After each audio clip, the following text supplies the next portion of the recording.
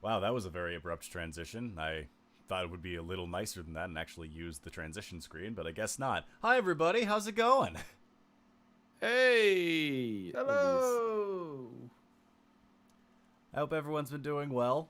I don't know if anybody can hear it from their end of things, but I have come down with a little bit of a sickness on things, so I hope you'll forgive me if I'm not the quickest to respond on stuff, or if I don't do any voice requests tonight, just because it is taxing. But yes, hello everyone. Welcome to the dive. God, it's been forever since we've done one of these. I know. It's been forever since the twins have been a part of one. Yeah, last one I think was when we had the Leomon short, or everyone found out we were Leos. Yeah. Feels like it's been that long since. Yeah. But, well, yes, for those who are unaware on things, welcome to Digi-Destiny Dive. This right here is our nice little Q&A session that we do after every 5 or so episodes in order to have a quick little rundown with chat, answer some questions about things that either didn't get thoroughly explained enough, or just general like, hey, I want to know about this. Can you please tell me about this, Mr. DM person? And either I will say yes and give you all of the details, or I will say no because it's a spoiler for later. So we'll figure that out together, I assume. Now, normally we do these on Saturdays, like between some stream sessions. Today we're doing it on Friday because... Shut up. Yeah, exactly. But, so yeah, we're switching it up just a little bit on this end of things, mainly because we weren't able to run a session for tomorrow. So, let's face it, we've needed to dive. It's a great way to help, like, de-stress from all of the stuff that we've been dealing with in-game. And I'm sure you guys have a lot of questions on things, so it's probably about time we answered some of those. But before we get into that, let's go over a little bit of the roll call on things and say who's here. So, Storm, you're up first. Oh boy, that's fun. Hi, I'm Storm Sage. I play Grayson in Digi-Destiny. I'm also the player for Magimon and Wizardmon. And for the Schmuck Squad, I do a bit of writing for the team, primarily in Digimon Abridged and Digimon Tamers Abridged, where I voice Joe in Digimon. Along with some miscellaneous... What? There's a lot of Digimons. Yeah, I am a big fan of Digimon. Love the show when I was a kid. Just love it. Most excellent. And who else do we have down here? Hi, I'm also Storm Sage. Now wait a minute. AKA Red Beast. Yes. I'm Red. I do a lot of video editing for the channel. I edit both of the Digimon Abridged series, Digimon and Digimon Tamers. I edit the shorts, and I help out with stream assets and everything. I also play ER in the stream, as well as Grayson's partner, Terriermon. And I also play Gomamon in Digimon Abridged, as well as a few miscellaneous characters around the place. But yeah, happy to be here. Oh, of course. And last but and certainly least is hi there. I am Nikke the VA, or Nikke the DM in this case. I'm the good old digital master, the person who helps run these games and things like that. I get to voice for various different Schmucks projects. I think, yeah, I get to voice Yamaki in our new series of Tamers Abridged, which, if you guys have been keeping up in the loop on things, for those who are joining us on the Patreon and things like that, Episode 2 is out on the Patreon. Yeah. Look at that. It's done. And one of the best part about that. Yeah, what's up? You know the thing that we say every session when we say, like, you know, you can join for $1 in case the episode gets taken down. You can see it the day it's meant to go live. We Yeah. say that every single time, and guess what happened literally 2 days before it was going to go live? It got taken down. I'm It sorry to got- interrupt you, Ed, but we got a coffin jockey in the chat. I know I see him. But like, yeah, it got me. Like this exact thing happened with the first episode too. Like it's like, okay, we're about to release it. It's about to go live. Oh wait, no, YouTube finally found it. It's been sneaking up on YouTube for 2 weeks trying to fish for this kind of thing. It went undetected. It was like, okay, we're clear now. Oh wait, no, never mind. Oh, of course. So yeah, dealing with YouTube can be a pain in the ass, and this is why we suggest you all go to the Patreon so that you can actually see the episode early. It is also currently available on Stacked, so you can check that out too. Yeah, we got all those things.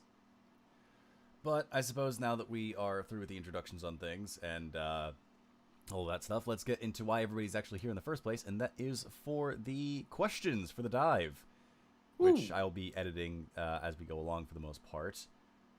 So, our first question for dive number 5 here is from Ashjan, and they ask, if you had the choice, which crest from Digimon Adventures would you give yourselves? You can also give your characters crests if you want to as well. Ooh, this is a good question. So let me go ahead and Oh, I'll I like just this edit one. that, and we'll go ahead and so I think me as Red Beast, I think I would give myself reliability, partially because as we've started the abridge, I kind of grew a better appreciation for Joe, and just because of everything I've done in terms of video editing and how much work I take upon myself, and I'm very much a workhorse. The role you play in life is very much one of people can depend upon you. Yeah, so I think that would fit with reliability pretty well. Do you know what ER would have? I think Crest of Friendship. For Grayson, I think knowledge is the obvious one. But if I want to go the least obvious, I think I would give him courage because it's the thing he would really appreciate the most. Starting out as a coward and developing bravery along the way. Nick, I think the alerts layer is beneath our reactives. oh, well, that is a problem. Give me a quick moment here so I can change that, and hop, boofska, there we go. But yes, And Storm, as me, I know for a fact, like, if I had my choice, I'd probably take the Crest of Hope because I call myself a defiant optimist. most excellent. I try to stay optimistic no matter what. I try to stay hopeful. Oh, you, Nick? Well, let's see. I would say looking over at the different crests on things, because, I don't know, there's a lot of different things on here, but I would say, probably sincerity. If only because I'm a very honest, wear my heart on my sleeve type of person. I'm a no-nonsense type of person, so I don't try and, bring about any, like, real subterfuge when it comes to, like, interactions with others. I bring my most honest version of myself to every interaction that I have with people. That's good. So, yeah. Very good question. Very good question. Thank you, Ashjan. We also got a donation from Mr. Music J 216, and they said, Yo. "Hi, I don't really have a question. Just wanted to brag that it's my birthday today, and hope you all have a very fun night. So, Mr. Music J, Yo. have yourself a very happy Nice. birthday." You share a birthday with Grimjack. That's so cool. Yes, you do. It is Grimm's birthday Oh, yeah. today too.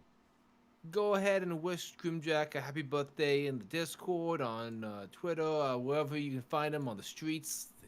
Throw compliments at him. And happy birthday to you too, Mr. Music Dude. That is happy birthday to you. Everyone, wish this person a happy birthday in the chat. For both Grim and for Mr. Music J 216, we Nice. appreciate Do it, you Mr. both. J. Mr. J. Mr. J. Shower them with happiness. And of the birthday variety. Yes. Also, I just want to point this out. I saw you, someone who posted Crest of Insomnia. That's funny. That's very funny. How dare you be so accurate? Our next question here comes from... Oh, hey, it's a question from Red Beast. Hi, Red Beast. What? The question is, Nick, how could you?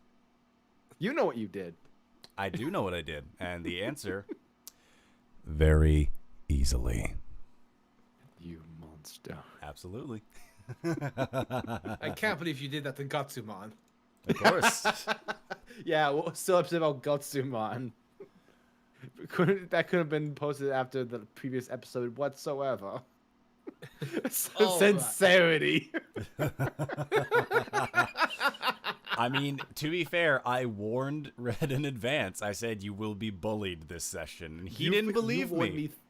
No, I believed you, and I was like, "Bring it on," because it's not that I didn't believe you. I was just cocky. Yep, you were like, clearly I'll survive this, and it's yeah, you did survive, but at what cost? Exactly. At what cost? I mean, to be fair, Grayson wanted to flood the place, which he thought would be good, but it probably would have just wiped us all off the map. Right. Oh man, this is going poorly. I know what I'll do. I'll flood the place. Forgetting Eeyore drowned and can't swim. Forgetting that at least 2 people in that group had drowned and couldn't swim. Oh my god, Grayson's the smartest idiot in the world. Yeah, we love that. Good old times. My brain's a D4. I have an excuse. Grayson gets anxious, he forgets things. Just a little bit. I mean, things happen. Totally Plus, fair. it was also, I put you guys on a timer, so it was hard for you to actually have any real critical thinking moments. Look, I'm not saying Grayson's Batman, but give him enough prep time and he can kill God. Most That's excellent. a lie. So, our next question here comes from, I believe it's the Furry, and their question is, when will Vanmon get some good old TLC? It's a good question. Vanmon needs a spa day. Let's take him back to Toy Agumon's shop. You really Roll should. into Agumon shop and the Tyros is just gonna just die. Yeah, I mean, you Just go. deflated. You bring the van in for a moment, just like, hey guys, we're here for a tune-up, and Toy Agumon's just gonna be like, what did you guys do? Like, I didn't build it for this. It's like, what do you mean? You put in all the stuff in there. It's like, yeah, not this. Uh-oh. I didn't put trauma into this van. Yeah, I didn't Also, build that why in is there. there a Goemon stuck in the exhaust? It's a very good question. But no, the van will get some good love and care probably when they all return back to Data City, when they have a moment to actually, de-stress from all the stuff that's going on, have a moment to gather themselves and figure out their next plan of attack. Once they make it back to Data City, then it'll be fine. Yeah. Alrighty, next up, I wanted to get through at least the first 5 questions. I see that we have somebody in our stream waiting room right now, and we'll be bringing them in here in just a quick moment, but I just wanted to at least get through the first few before bringing them in. Reminder, if you are one of our patrons and you're able to access our stream waiting room on things, you'll be able to come in, hop in with us live to ask a few questions. We try to limit it to 3, that way, 1, we can, move down the list for the stream waiting room stuff, but also a lot of people submitted questions into the dive form, and we want to try and get through those, because let's face it, there have been so many times where I get the form ready to go and we never get through all the questions because it's just, there's a lot, which is great. I appreciate all You of guys the want to know interest. so much. But I also want to be like, hey, let's actually answer all the questions people asked. You guys are kind of insane with that. But our next question here comes from Camo, and they asked, when will we get a one-shot of the admins that we've met? Oh. Ooh. Give me a moment here so I can edit that. So I guess if you guys want to discuss your thoughts while I'm editing the question. I mean, that's entirely up to Nick, because that would kind of take place in the past, and we have to figure out how we would want to play that, if that would be us playing those characters, or if we'd bring in guests. A lot of factors to that. Because you've told us a few small things about the other admins that hasn't been made public yet. Just like mostly like which is a Some boy, things to which fill is a some girl. context.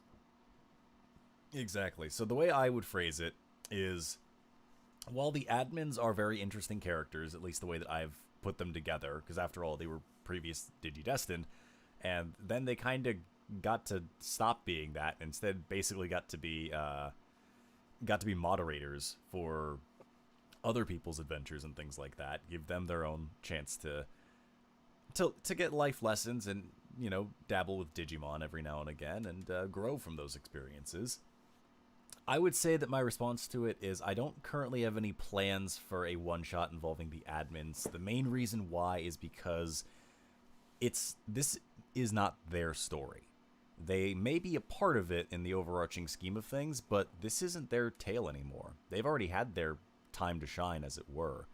So going back and kind of going over all of the little things that would have made them who they are, I don't think it would clearly... I don't think it would make things better for the current like Digimon partners that we have here. They would be completely different in a lot of different ways. They wouldn't be the same characters that you knew them as. And I think, honestly, it's a lot more interesting to think of the admins after their adventure versus during and seeing how that went. Imagine we do that one shot and Impmon is actually so against Digivolving. He's like, no, I want to be Impmon all the time. It's like, I'm the strongest He's as I actually am. Why would I need to get tall? Yeah, he's actually the most polite person, and Teomon does taxes legitimately. It's like, guys, we have to follow the rules on this. Guys, I have an abacus. I mean, we've already made jokes a little bit about what the Digimon partners were like before this campaign, but I've kept it as vague as possible, just because I didn't want it to come off as like, oh wow, they're completely different. But I did want it to feel like there is a change in some ways. But as for the admins themselves, you guys will get to learn a lot more about them coming soon. So just stay tuned for all the stuff that's coming in there, and you'll find out some new information about all of them. Turns out, Strikemon was a Buddhist before. Turns out Strikemon wasn't the champion the last time. Strikemon was a pacifist. All right, we'll get through one more, and then we'll bring in our... Teomon actually worked for the bank. We'll get through one more, and then we'll bring in our first person for the stream waiting room, okay? Oh, yeah. So our next question here is from Terrier May. Hey. And their question is, my dog decided to have puppies during the stream, as a good chunk of people are aware of. So I'm curious, what breed of dog is each character's favorite? First of all, congratulations on the puppies. Yes, I saw them. I saw the pictures. They're beautiful. Aww. The cute puppies. ER definitely has golden retriever energy, so I think that's the dog he would have. Either that or a husky, and he would 100% like skateboard while walking it, and it would totally pull his ass into traffic. Probably led to at least you having an accident, but the dog's totally fine. Oh, absolutely.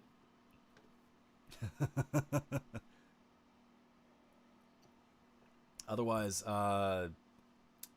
sorry, Grayson, Storm, did you say what Grayson's would be, or?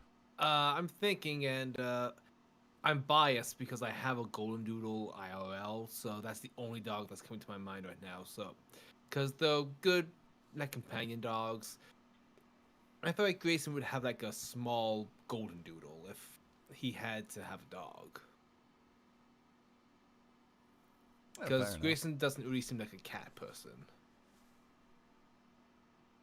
The cat would terrorize him. He would never be able to type. It would just be on his keyboard. Would Grayson have a terrier? I changed my answer. It's like I didn't realize that we could do the easy pick, so I guess we'll do the easy answer. Let's see. I guess going on some of the NPCs on things. ER needs to get a golden retriever and name it Duojimon. Oh god. I can only imagine how that goes. It's just like, why did you name your dog that? It's like you wouldn't get it. You weren't there. You weren't there. The real ones understand. Only the realists know. I guess for I guess I can try and talk about the admins for the most part and what dogs they would enjoy. Lucia would probably be. I'm trying to think of what she would. I think Lucia would be very much into like a German Shepherd. Just a very like loyal little guy that is also very cuddly, but also has a decent amount of like attention and activity going. Jordy would absolutely want like a very lazy, low maintenance dog. Just something he can be like, I feed you and I occasionally take you out when I wake up, and that's about it. And I don't have to worry too much about you. I'm not too sure about breeds on that. Mastiff. Oh yeah, no, probably would be great. Just laying head down on his legs while he's working at his computer. He's just like, yep, this is the life. Beautiful dog. It's like laying on his feet while he's sitting at the computer. Right. He just has like the Swedish Velhund. Which, if you don't know what a Swedish Velhund is, it's a goddamn wolf corgi. Oh, excellent. It's a husky mixed with a corgi. Ah, all right. Husky coat, corgi body. Excellent. So, with that said, we'll go ahead and we'll bring our first person in from the stream waiting room. Let's go ahead and we'll drag them over here. Where's the thing? If you guys can drag them as well, it would also be appreciated. I got it. I appreciate it. Thank you. Hello. Hello. Welcome. Speak your questions. I don't know if your mic's working. Oh, there you go. There we are. Hello. Hello there, Bad Sage Advice here. Hey. Hello. It's been a while. There's one thing I need to address from last stream. That was the second time I donated to the narrator. Excellent. Good job. Well done. Their power grows, and eventually they will overthrow me. Oh, good. That's what I'm hoping for. I do have a question about power, actually. So, when is Vanmon gaining sentience? What makes you think they haven't? Well, then when are they going to show off their voice and rebel against these rebellious youths? When is Vanmon going to destroy us, Nick? Exactly. When's done with our shits? When is Vanmon revealed to be the big bad? I mean, I can at least say this much. Vanmon is an ally to our heroes here. Vanmon is here as a supportive role, and while they may not have a voice, they are definitely there to help in a variety of different ways. Also, because let's face it, any voice I attempt to try and give Vanmon would not do it justice.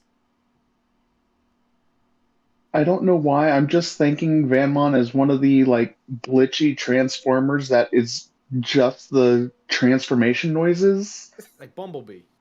Yes, yes, actually, yes. Vanmon just communicates in a series of honks with the horn. Just trying to decode Morse code. Only Magnemon understands him.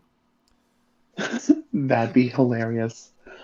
Let's see. I don't know if I have how many. Yes, I see. I don't actually understand him. I'm just nodding. I don't want him to feel bad. Another question. If you could have gone a different way with champions, what would that have been? Oh, that is an interesting one. Interesting. I guess we can start from the top, unless either of you have an immediate answer right away. I'm loading up the wiki right now. Just take a second look. I mean, the Terriermon line is fairly straightforward. The only way I could diverge would be dipping into Lopmon's line with Cherubimon and Teomon, that kind of stuff. But the Terriermon line is fairly concrete. The only, alternatively, alternate rookie I considered briefly was Pulsemon, but Terriermon was always going to be the rookie because he's my favorite Digimon. Fair. I mean, who couldn't fall in love with Momentai? I know. Exactly. It's just sheer coincidence he became the world's greatest criminal. We were working on Tamers at the time. He's the best gremlin. You know, it wasn't out at the time, but I think High Commandramon maybe would have been an interesting pick for. Oh. Oh yeah, from the Commandramon? Digipolice with the new thing from Seekers. Yo, imagine Terriermon running from the Digipolice with High Commandramon. That it's still Strikeshamon, except he's now just permanently going after Terriermon. Criminal. Stop in the name of the law. He used to be Oh, cool, man. I was thinking High Commandermon was like, no, he's with me. I have the criminal under arrest. Quick, run! Yes, exactly. He's your cool cop friend. He's the cop that pulls you over and doesn't give you a speeding ticket. He's just like, come Oh. on, man, what are you doing? Get home. Dude, I'm out of tickets, so just stop, okay? It's like, I don't want to break the seal on a new batch. Like, Why can you is just go? Angelamon listed in the wiki? I hate that. This is She was. this is the sin. Yep, just the worst. Debut Digimon the movie. Prior form Angela Anaconda. Yeah, I'm nope. gonna kill myself. Be Oh, right she's back. listed as a champion. In game. In game, in Minecraft. Oh my god. Good lord. I'm gonna make this my next Digimon character. No. Yeah, I'd rather you didn't. I'm so sorry, Nick. Well, this is my cross to bear, apparently. It seems to be the case. I think we got one more question from you before we'll let you go. Did we ever get the other champion? Yeah, Storm, any other, like, if you want to take a wild left turn. Wild left turn that wouldn't be anything part of the Terriermon line. Garurumon. Just hard left. Still a dog. Dog to still a wolf. dog. Dog to wolf. That's true. Actually, Lugarmon. Oh yeah, Lugarmon. Yeah, also from Seekers. Yeah. Like, I really like Lugarmon's line. Hell, I built a deck around that. It's very good. Sons of Chaos is pretty neat as an archetype. So I just love Fenrir Lugarmon. yeah, no, that thing's great. It's also meta. And I hate This one is, I guess, towards Nick to pick on him. it. Okay. When are you including Olympia? Olympia? The Olympus Digimon. Olympus 12. Yeah. Oh, the Olympus 12, right. I would say the only reference that I have to them currently in game, I believe, was when I had I forget his name for the life of me, but he was like the Satyr Digimon that was a champion. Aegismon? Yeah, Aegismon. He's the only reference that I have to them currently in this game. I will say currently not on the docket for this game at the moment. My mind can always change on that. However, I have been talking with the crew about a few things, and there are plans in the works right now, because I have to be prepared ahead of time, for what the hell we're going to try and do for Season 2. Mm-hmm. So that is a potential thing to explore in Season 2 that I can flesh out a lot more that I might want to go into. Well, I know all of us will be anxiously awaiting for that moment. Believe you me, I'm excited based on what everyone's already told me about what they want to do for Season 2, especially since we now have a much more solid formula on how this works, seeing as how we started this game and we were kind of running by the skin of our teeth and being like, hey, like let's hope this works, and then people liked it and we all like kind of sat agape for a while, like, well, I guess we're doing this. We were a squadron of fucks. And Now we know what we're doing. it's half the time sometimes. Yeah. We just kind of winged it for a big chunk of it. Kind of seeing what works, what kind of works. But yeah, no, What thank you works, so what much for all of doesn't. your questions with us. I appreciate it. Yeah, thank you. It's been My absolute pleasure. Of course. For now, we'll wander back on over the questions, but feel free to hop back into chat with us for everything else. Again, thanks for joining us, and we look forward to seeing you around for future streams and things. Hell yeah. Okay. Bye. Take care. Bye man. for now. Bye. Bye. Alrighty. A lot of good and interesting questions so far. I've been digging that. Yeah. Yeah. Let's see, what else do we have next on the list? All right, here we are. This right here is a question from TJ, and they ask, for Nick, when you're performing the garbled dialogue for corrupted Digimon, do you have a script for what they're actually saying? Is it translatable? And the answer is yes, I am saying some words. Granted, I'm not reading off of a script, but I am saying words. The only problem is that voice mod that I use all the time is so incredibly garbled that unless I am speaking slow, you can't understand a word that I'm saying. However, it really boils down to about 2 or 3 lines that I say in variety. One of them is usually a very loud like yell or scream and roar, so that will just be unintelligible regardless of what I do. The second is I usually do a variant of like must purge. And then the last one... Yeah, go ahead. I remember I was adding a short after you reveal the purge program, and that short involved the distortion, and I could vaguely hear the word purge in there, and it's like the dots connected for me, and I just went, oh. And I think the last one that I would say usually is something along the lines of like must remove redundancies. Ooh. So Oh no. Kind of a wide variety of those 3 that I would do a lot of. Also, I just want to shout this out. Thank you, Andrew, for the 6 months on the Vandalize My Heart tier. Can Talalakmon be leader of the swamp? Want to see a tiny kid with girl-like powers confuse the Vandals. So I made the game and made all the different leaders of the areas prior to Talalakmon's existence. I don't really want to go about changing it now, given what I already have planned for game. That said, like I said with the Olympus 12, Talalakmon would be an interesting thing to look into going into Season 2. So figuring out what the heck to do with them. But they would be an interesting Digimon to explore, figuring out what voice I would want to give for them, what any of their goals would be, if they are friend or foe to our crew. Like, that would be a fun one to look into. Oh yeah. Alrighty, so next up on our list here, we have a question from Darkness Psycho, and they ask, what color Power Ranger would each Digi-Destined be? And I guess as well, what would be the Zord form of your Digimon? You can pick either answer. This is a difficult question. Rhino really gives me Red Ranger vibes, like, because he's like very protective. So I think Rhino would be red, in all honesty. And this is coming from a guy who loves the color red. Oh yeah.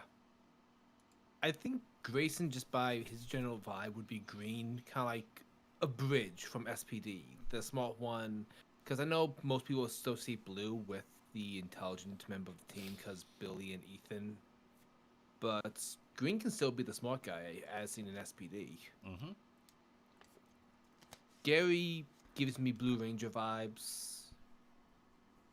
I mean, have you seen his suit? Yeah. That's as blue gets. I think ER would be either the wacky Green Rangers that we've gotten or a Black Ranger. And He's the RPM Black Ranger who's half robots. Oh no. and Sammy Yellow. Yep. That seems to make sense. Any idea on like what Zords you'd have? Okay, give me a sec. I think I want pictures for Rhino. All right. Yeah. He would have a Duskmon flavored red Thunder Zord from Mighty Morphin Power Rangers Season 2, where it transforms from a dragon into a fighter mode, and that's what it would just be Duskmon. Ooh. Yeah, Okay, I like hear me that. out. Gary's Megazord is just the SPD command base. Yes, it's the van. Yes, It's the Yes. van. Either that or we all get Shogun Zords. that works too. That works. You guys don't understand. Power Rangers was our shit back in the day for the twins. Oh yeah, it was one of our hyperfixations. Yeah. I think ER. Let's see. I think if I wanted to base it off any of the previous swords,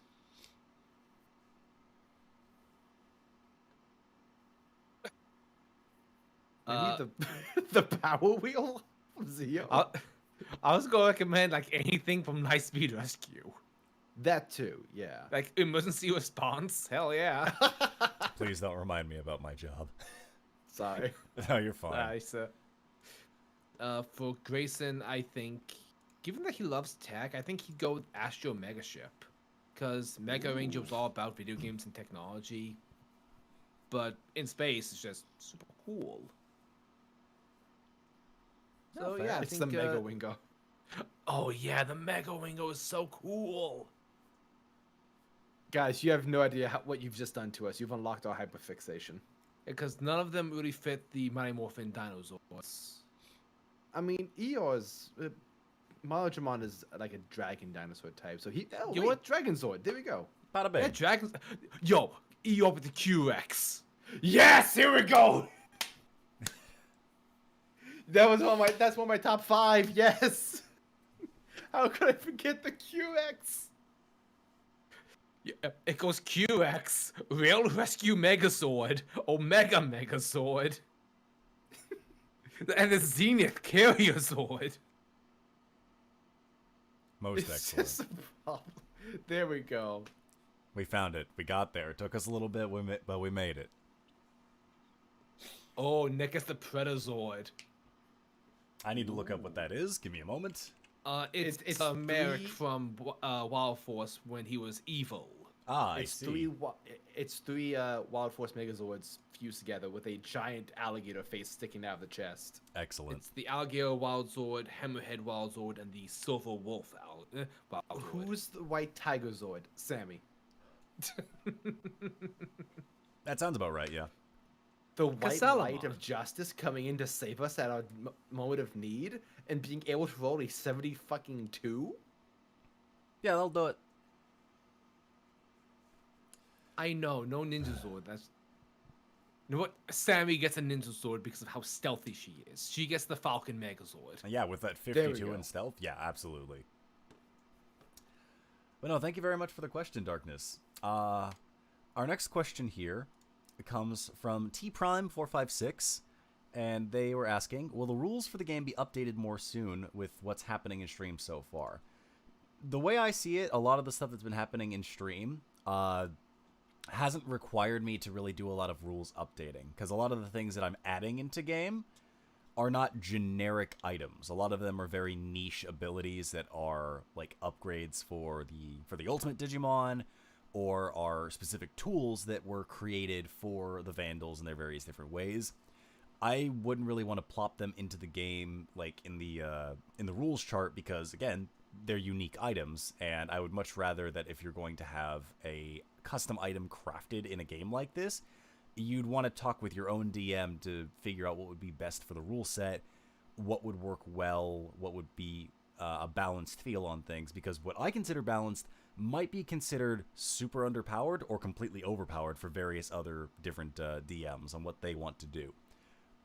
But when it comes to like Everyone more... has their own threshold. But yeah, when it comes to more generic items, like the elemental gems that we talked about like a while ago, I will likely be adding those to the docket. I'm pretty sure I started a list on those. I just need to go back and remember what each one of those things did and write down those descriptions. But that's really about it. Gary would get every single card Megazord. Sorry, that tickled me. Nothing but Yeah. cars. Yeah, I mean, that makes sense. That's Gary also- has both Lightning Cruiser and Storm Blaster. Yeah, like, this is stuff that's more unique to our setting, whereas the stuff in the rules are more generic. Yeah, I try Yeah, to like- keep... Yeah, go ahead. I was just gonna say, like, not every player is going to be like ER that has a grappling hook or a hoverboard, or a character like Gary that has like a deck of magnetic cards. Because I think that's the only thing that's been added that hasn't been integrated into the rules from the last time I checked.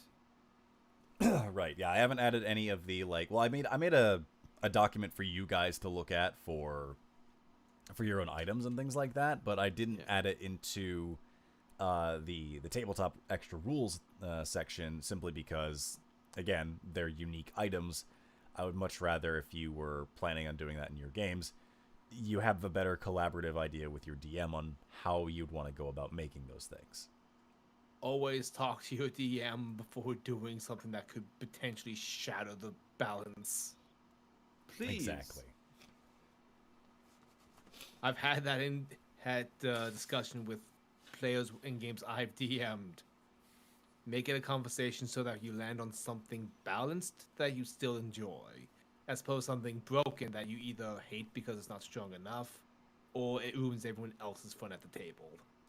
I DM'd a game for 4 years with a player playing a homebrew class that I wasn't comfortable with, but I was like, yeah, I'll suck it up. Worst decision. Feel free to, have open discussions. Right.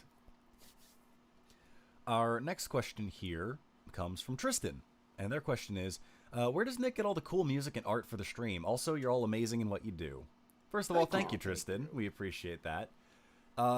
It's kind of a mixed bag of things, because during the start of the game, at least from the music side of things, I pulled from nothing but Roll20, because Roll20 has a massive archive of copyright-free music to use, and it all just works very, very well for a lot of the stuff that I wanted done. Now, did it hit as hard as I probably wanted it to? Not as well sometimes, but it worked well enough for what I wanted. And then we got access to a newer thing called Epidemic Sound, or at least we've had access to it for a while. I recently was made aware that we have that and we can use it because it's all copyright-free music, and we have an account for that. So that's what I've been pulling from a lot more often. It's more specifically what I pulled a lot of from for the most recent episode and the one before that, for all of the different one-on-one battles, and then for Edamon and all of that fun stuff. And believe you me, Epidemic Sound has so much good stuff. It's pretty insane. It's great. I actually use the music a lot for previews and videos like that for Schmuck Squad stuff. I do want to give a shout to Scriptwood, because they did help produce some original music for us. But because there was this issue with the software they're using, BandLab, I think it was called. Yep. We were getting some issues with YouTube, because while the software, you can use it to make royalty-free stuff, other artists had copyrighted what they had made through it, and it was causing issues. So it was like, oh shit. Yeah, so it was kind of a bit on the rough side. That said, we really appreciate all the work that Script put into making a lot of the they were sounds, amazing. things like that. I still listen to the track he made for ER. Oh yeah, no, they're great. You did get to hear one of his tracks at the end of the Agreemon Duskmon fight, though. Yep. So that one was definitely up there. Yeah. As for the artwork, it's a mixed bag of things. The easy answer is to say, well, a lot of our original artwork that we have for all of the characters and the Digimon that are important on that end of things, that's Carlo. Carlo Romero Art, I believe, on Twitter. Yes. He does a lot of our stuff, and he is fantastic with what he does. He is also insane in the sense that he will get things done very, very quickly and at such a high quality that I wonder how he sleeps at all, and I wonder if he is somehow a time variant of Red Beast. There's his Twitter, if you want to go follow him and shower him with love. Yep, we've got that posted on the YouTube incredible. there. So, but as for the other artwork that we get every now and again, for the generic tokens that I do for like Digimon that I consider not as important to the story and things like that, very quick, easy Google searches help me out with that, and same with Token Maker. It's all free, and it really helps to make things work out for the way we want them to. I use both the artwork from when the Digimon was like initially announced, as well as like the new Century artwork that they've done, which is a little bit more high resolution. There was also one other piece of artwork that we had done, not by Carlo, that was done by Imperial Nyx, and that was for CJ, for good old CEO Gigimon. And the reason why I got Imperial Nyx to do it versus Carlo is because with CJ, I didn't want him to look like a menace to society. I wanted him to look soft and, like, not taken seriously. The difference between him and High Angemon is night and day. I mean, yeah, that's where you can tell the difference on things, and that was the style I was going for when it came to CJ, is while it would be nice to have consistency across the board with all of our artwork and things like that, I also am like, hey, if you've got a specific artist that is gonna hit the niche that you want, you may as well do that. And it doesn't particularly matter about having a monopoly on things. As great as Carlo is, sometimes other artists need to eat too, and they're pretty damn good. Exactly. But yeah, I hope that answers that question on things. I also just want to give a shout out to everyone who's ever donated to the stream, because you make commissioning these artists possible. So thank you so much. We wouldn't be able to probably do half of what we commissioned if it wasn't for all of your support and contributions. So thank you so much. No, of course.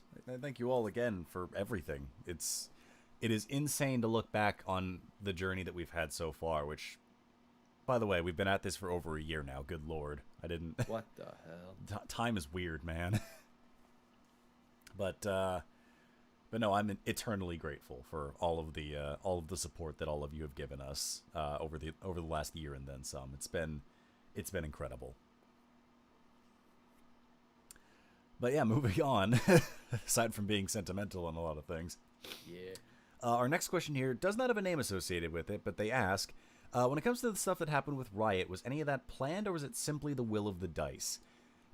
A little bit of column A, a little bit of column B. Column A in the form of, yes, it was planned. Pyro Riot's player needed a break from everything and some kind of time to take away from all the stuff. It also didn't help that roll of like trying to avoid that fatal hit, they rolled a 2. That was not planned. You can't plan a dice roll like that in the game. That just happened to fall very, very poorly, and it worked out the way that we wanted it to in the first place. But yes, that was always in the cards. That was always the plan. With the way things were going. That said, the dice really helped to get that along. The dice helped to push the narrative. Really did. And plus, I feel that it like really has made an impact in the game a lot more in the form of like at least showing to the rest of the cast, at least the characters, being like, oh, there are consequences to our actions. We are not immortal. But Nick, ER has quick healing, so he's fine. When's the last time you were injured? That's exactly right. Emotionally, I'm so good at that. I'm so good at healing that I don't get hurt. Yeah, physical wounds are great at healing. Emotional wounds, oh boy. See, you didn't actually take the perk trauma healing, so... Damn it! Oh man, I was planning on specking into that, but I forgot. Damn it, I missed my chance. A really darn shame. Just to answer a question I see in chat, no, Riot will not be returning. The player said as much in the Discord that Riot is pretty much dead. Sorry. Yeah, it is what it is. It's an unfortunate circumstance on things, but you know we are supportive of Pyro. We care about him. Want to make sure that he's always doing better. So yeah, he does seem to be doing better. So that's you good. should all be happy for his progress. So yeah. Our next question here also doesn't have a name attached to it, but it does say, if the Vandals themselves were Digimon, who do you think each of them would be? Let me load up the wiki again. I'm already in the wiki. I know, but I had the champion wiki open. I need to load up the rookies now. Let's see. What's the biggest golden retriever energy I could find? Golden Rapidmon. Kodokugumon. No. Spiders. Would Grayson just be Lopmon? No. This might be a controversial thing, but as much as I loved Heroman's line, I'm not as big of a fan of Lopmon. Get the fuck out of here. Die in a... How could you do that? How? I can't believe it. No, My own brother would do this to me. I can't believe my own brother. Oh, I think it'll be Gotsumon. Because I've... Literally, when you introduced Meteormon, I was so happy. Yeah. I was like, I love Meteor. I love this line. I love this little fucking stupid little rock thing that keeps Digimon into itself. I love it. And then you killed him, and that was the saddest day of my life. I was like, surely this can't get worse. One session later. Oh. Oh, wow, it did. Gee Willikers, gang, it got worse. G Willikers gang. You can get that as a shirt. G Willikers gang, it got worse. That's amazing. I love that. Oh, God. I don't even know what you would put as the image to accompany that, but yeah, it'd be funny. Tangled. Oh, boy. You know what? Grayson would be Terriermon assistant. Oh, just have a lab coat? Yes, because he's smarter than the average Terriermon. Most excellent. Yes. But for real, I think I don't want to say Hagurumon because like even though that's like the machine default. No wait, he said which Digimon didn't say it had to be rookie. Oh. Yeah. Millenniummon. Oh, wow. There we go. But yeah, I don't know what Digimon Grayson would be. Given that he loves computers, there's like a Digimon with like a monitor for a head, if I remember correctly. Monotamon. Is that what it is? Yeah, it's Are you fucking with me? It's from Cross Oh Wars. yeah, there it is. I'm in the wiki. Monotamon. Yep. It comes in a red and green variants. Yep. What about Kokuwamon? The taser beetle. Oh yeah. Yeah, there's that one as well. Yeah, that guy has some fun lines. Yeah, I'll go with Kokokomon or however you pronounce that. Kokuwa. Kokuwamon. Thank you. Yeah, Yeah. it's the one that digivolved into Gardramon and Tamers, though we don't actually see that happen. BS. Right. That's the BPAT thing that we don't Yeah. see.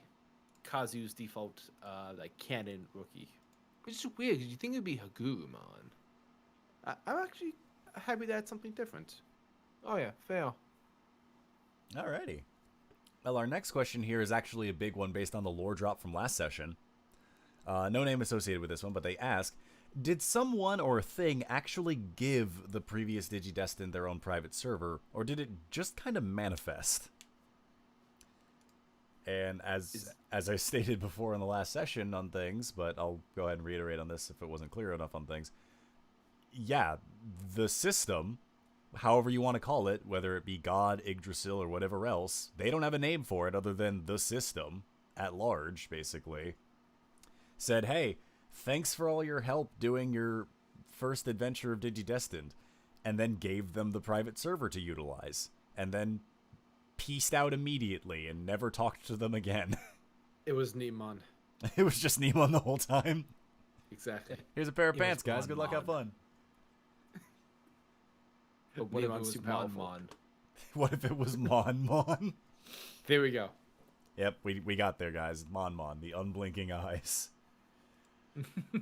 But yes, it was most definitely the system that that gave it to the Digi-Destined of the past, the old admins. So yeah, and it looks like we have somebody else in the stream waiting room, so we'll go ahead and bring them in, and we'll go ahead and get through some of their questions here. Oh boy. I'll drag them in. Hello, Astro. We have an Astro. How do you do? Doing good. It's been too long. It has been a hot minute, my friend. How have you been? Tired. Dealing with a lot of D&D. It's usually how it goes. Don't. I am scared of the things my players will do. So scared. Good, you're I slowly have acquiring made DM mistakes. status. Eventually, The you'll- duality of D&D. Players feel the I have DM. learned- DM feels the I have- players. Yeah. It is a mutual relationship as yeah. Yep. But I was just sitting there and thinking on my questions, and my brain is like tired as I drink more water. Yes, make sure to stay hydrated, man. everybody. It's important. It is, especially when Hydrate. you're doing D&D, because your throat's gonna hate you if you don't drink water. Hydrate before you dehydrate. But my question, because I only have one, Alrighty. is since it's been over a year now since we've started Digi-Destiny, which, wow, Yeah, wow, indeed. wow. What, looking back on things, what things would you change in hypothetical change, and what things would you have kept the exact same? Well, let's see. The one thing that I will definitely keep exactly the same, the first thing that comes to mind is that opening stinger that I did. I think Oh, yes. that is a thing I've never done before in a game, of having of such a cold stinger of, here's an event happening in the world right now that none of you are here for, that I'm just describing, and then hard cutting to, so hey guys, how you doing? And everybody just like exploded from hype of like, what the hell was that, Nick? And I'll be like, I just like shut up and be like, yeah, no, that's just, you'll get to figure out what that is eventually. Oh, guys, don't worry. Yeah. I'm just that good. Don't worry. I always do this, sweating in the background. Yep. I mean, I've done it, and I've had DMs do it to me, and it's like, oh, sort of feeling. It's very fun. Oh yeah. I would say, going back, I mean, one of the things we changed pretty immediately for stream was changing the size of the tokens, so that way people could actually see all the artwork. Yep. Because in my brain, I'm like, oh, well, maybe we'll move these around or whatever, but then it's like, hey, Nick, you're running a different game than 5e. There's not going to be a lot of movement based on things because you don't have a map set up. People should see the tokens that are on screen. You said map, and my brain's like, no, not the maps, not the maps. Yep, that is the All bane the of my maps. existence, and we'll eventually get to that, but that'll be later. Oh, no. I used to run a game on Tailspire. I understand the chaos of maps. Oh yeah. Oh, the maps. The maps. But yeah, otherwise, yeah, go ahead. One thing I would keep the same right from the get-go would be Red as my partner, Terriermon. Aww. I Just I will say, it's hilarious that you said that you hated Lopmon. I didn't say I hate Lopmon. Like, You Lopmon's- dislike Lopmon because I I- felt the same way, and then one of my players started playing a Lopmon very similar to Terriermon. The thing is it's sugar based. Good. Yes. Yeah, I Stealing just the don't like candy. Lopmon as much as I like Terriermon. Just because I enjoy Terriermon's line far more, and green is my favorite color, so I latch onto that much easier.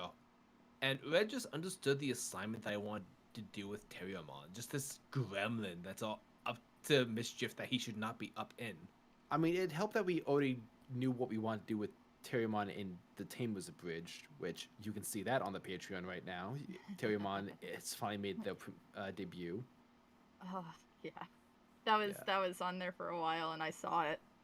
And I was like, I can't talk about this because I don't want to spoil it for people. So go Yeah. watch it if you have Patreon. Do it. Do Yeah, it. It's also unstacked. That too, yes. Uh, Do it. It's good. It is. I think the only thing I would change is understanding the rules. Yeah. My main thing was I was super paranoid about Terriermon getting hurt, and that made him not digivolve for so long. I built him too good. Well, to be fair, like I said, damage wasn't really the catalyst for a lot of those. It was mainly like when it would be story appropriate for it to happen. Sometimes it would be in combat. Most of the time it was in combat where it's like, oh yeah, this seems like a good time for it to work out. I think that would actually be the only thing I would change is Flamemon's not done yet moments when we were fighting the Angemon. I think that would have been an interesting moment for Agurimonn to digivolve, just to have his own, just so they could have their own solo digivolutions. Have their own I think moment. that's the only.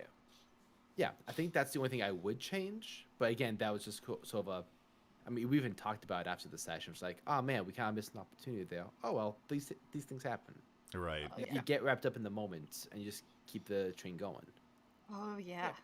Oh, 100%, yeah. Hindsight's a bitch. Exactly. Especially in things- D&D. The things I wish I could do differently in my very first campaign. Oh boy.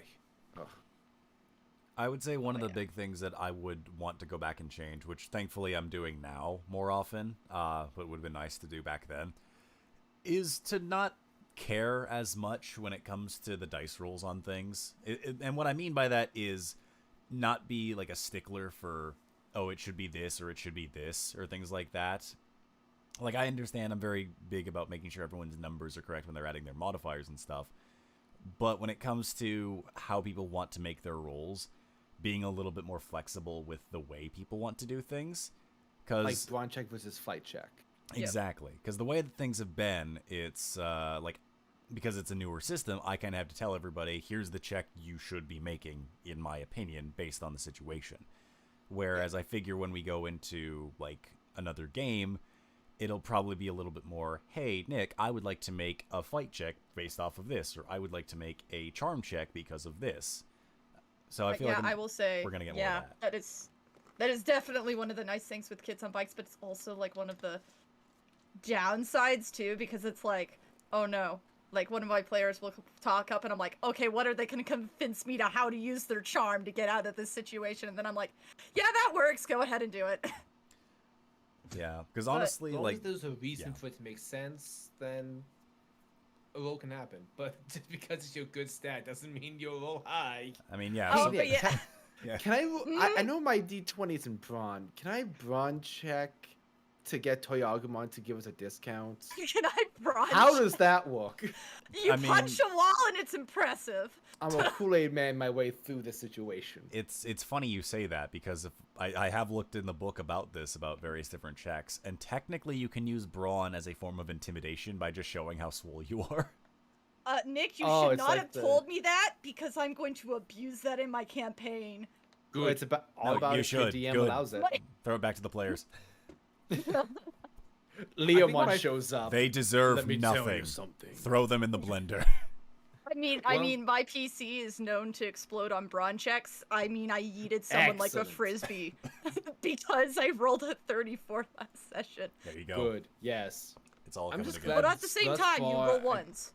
I'm just glad that thus far Grayson's fight rolls have been completely pitiful, outside of like non-canon scenes. Watch, you're going to explode on a fight roll, and it's going to cause Gargomon to digivolve. It's going to be a sad explosion too, compared to Sam. He's going to be like, guys, I got like a 17 on my D4 fight checks. Like, Gargomon digivolves. I mean- I'm going to roll an explosion, and it's going to be a 5. I will say probably the most scary and best explosion I've seen is on a D6, where boy. he got a 34. That'll do it. Oh shit! Jesus. I was a player too, and it was just like, yes, this is fine. I'm gonna throw a rock. All of us. Well, he has a D6 and 5. Oh That my. is 5 consecutive explosions. That's insane. Yeah. Yeah. So don't worry, Grayson. Someday you're gonna get a 50 on a D4, and everyone's just gonna lose their minds. I'll laugh. I think that I will laugh on Pokemon stream comes as I back. walk away. Ogumon comes back. And Grayson suddenly finally it's throws gonna a be my rock. fault too, because I called it. Yep. Grayson throws a rock. Explosion. Ogumon shits himself. Ogremon dissolves into dust, reduced to atoms. Exactly. You just throw it and it's instantly on fire and just atomizes everything in a mile radius. Nothing personnel, kid. But no, that's a very good question, Astro. Like, it's nice to look back and reflect on a lot of the way things have been. I would say the only other thing that I would want to do, looking back on reflection, is a lot of the Digimon strengths that I made.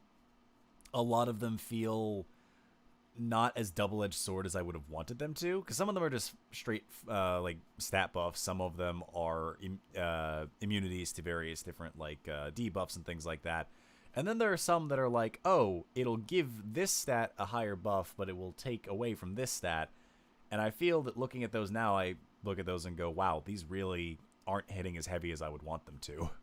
Yeah. I mean, I feel as though Haymaker, for example, is probably one of the best abilities that you made for the game, because it's not something everyone has. That's But- the thing I would change. I would give Monogimon Haymaker. Yep. one of the things I did for balancing, because I am using not very many of your strengths. I think I only took 3 at this point for one of my games. But what I did is made it some strengths can only be taken by certain levels of Digimon, or acute Digimon, for example. So Innocent Eyes can only be taken by like rookies, or you could argue like acute Digimon could also have Innocent Eyes.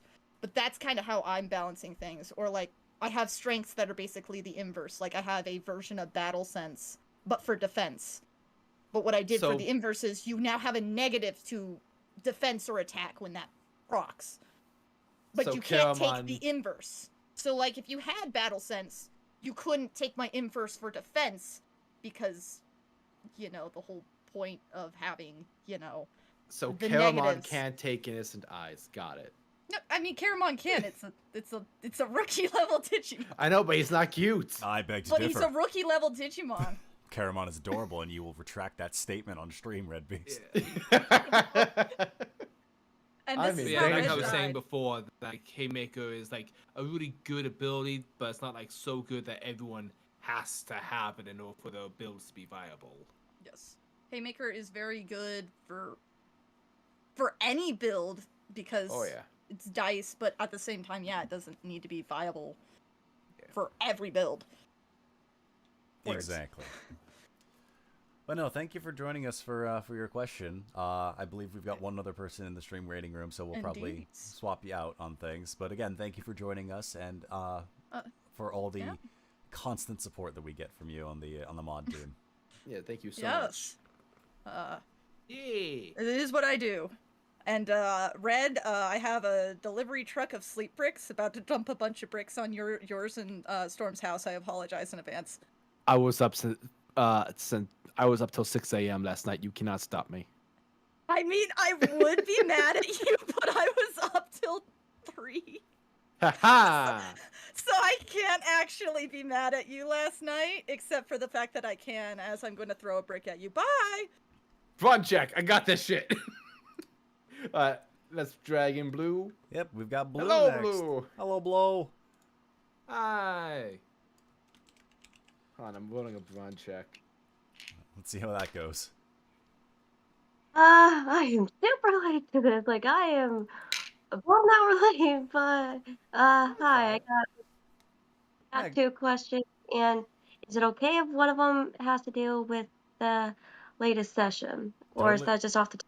No, you're totally fine. Everything in this dive is talking about everything we've had in Digi-Destiny up until now. So we've already discussed a little bit about like Edamon and things like that. We've talked about the server and stuff like that. So all questions are fair game.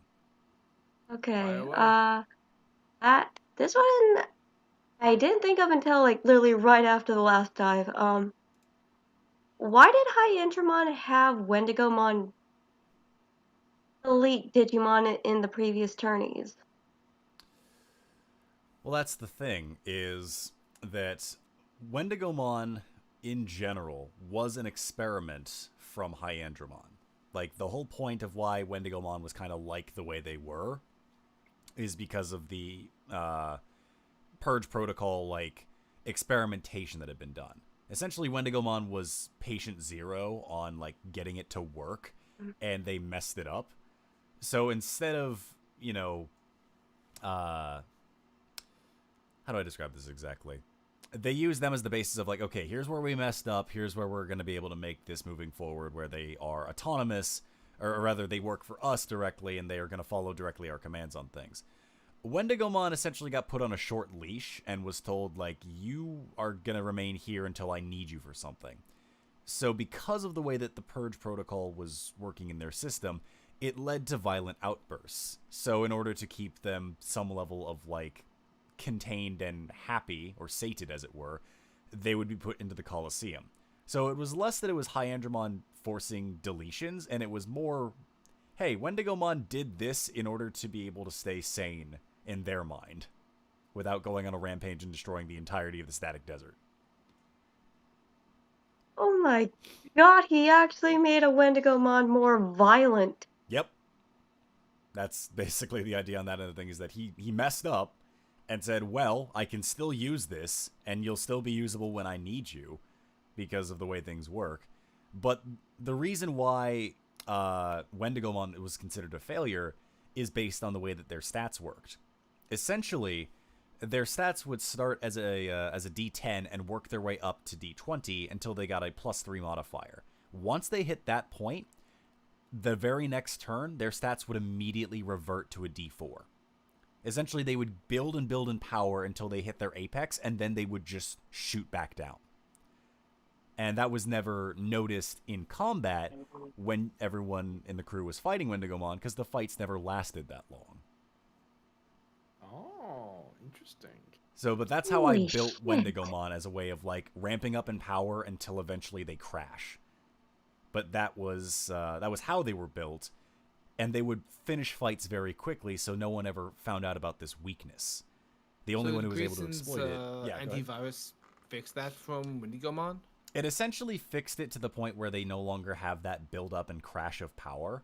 I think because of the way that things have been affected to them, because they've been under that effect for so long, their stats are probably now just all D10s. So So just kinda slightly like- above No reload. average. So kind of like getting a huge adrenaline rush and then immediately crashing. Pretty much, yes. Well, good news, guys. That one-time cure that Grayson used, we can't use it again. I don't have another shots. Oops. Oh crud, that could have been useful against Edamon. If Nah. Nah, he wasn't being possessed by anything, so that wouldn't have. It could have Wendigomon was gone- literally being a puppet, so Grayson, in my opinion, did the right call, freeing Wendigomon from control like that. Correct. couldn't revert Edamon back to Sukamon and then let Structuremon pummel him until he was nothing but data scraps? I don't think that's what this would have done. It's more of a thing of, from what Nick described, this is more of a control thing, not so much of a Digivolution effect. Also, we did discuss that possibility back during the tournament arc, and we all basically agreed us being able to de-digivolve an enemy would be a broken mechanic to exploit. It would kind of Yeah. it would rob the game of tension. Yeah, 'cause that's basically just Imagine a mega they're facing, and then suddenly somebody crits so hard. I'm like, they did Digivolve, and everyone just goes like, "Oh, cool, 1 less HP in the pool. Let's curb stomp this boy." Yeah, there's there was a thing in TTRPG called necessary metagaming. It was like, okay, like we know this option is available, but it would kind of be less fun to take it. Let's take the less like. If you go and try and solve, like, trying to go like, okay, let's do everything smart to try and fix this problem and avoid, and just like depower the enemy entirely. It's like, okay, and then you're kind of, the DM wants to play too. Also, you could do everything optimally, but at the same time, then why does your character behave this way, and what are you getting out of the narrative aspect of everything? Like, ER is on his way to have like a very interesting arc right now because of what just happened with Sukamon. I'm in danger. Yep. it was cool, and then it wasn't cool anymore. Honestly, It just was I like, feel like okay, we've- get him back on the leash, get him back on the leash.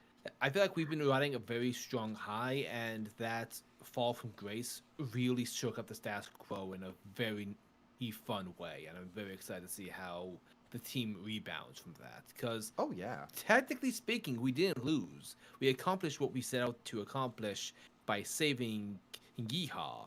But at the same time, we took a hell of a beating to our morale.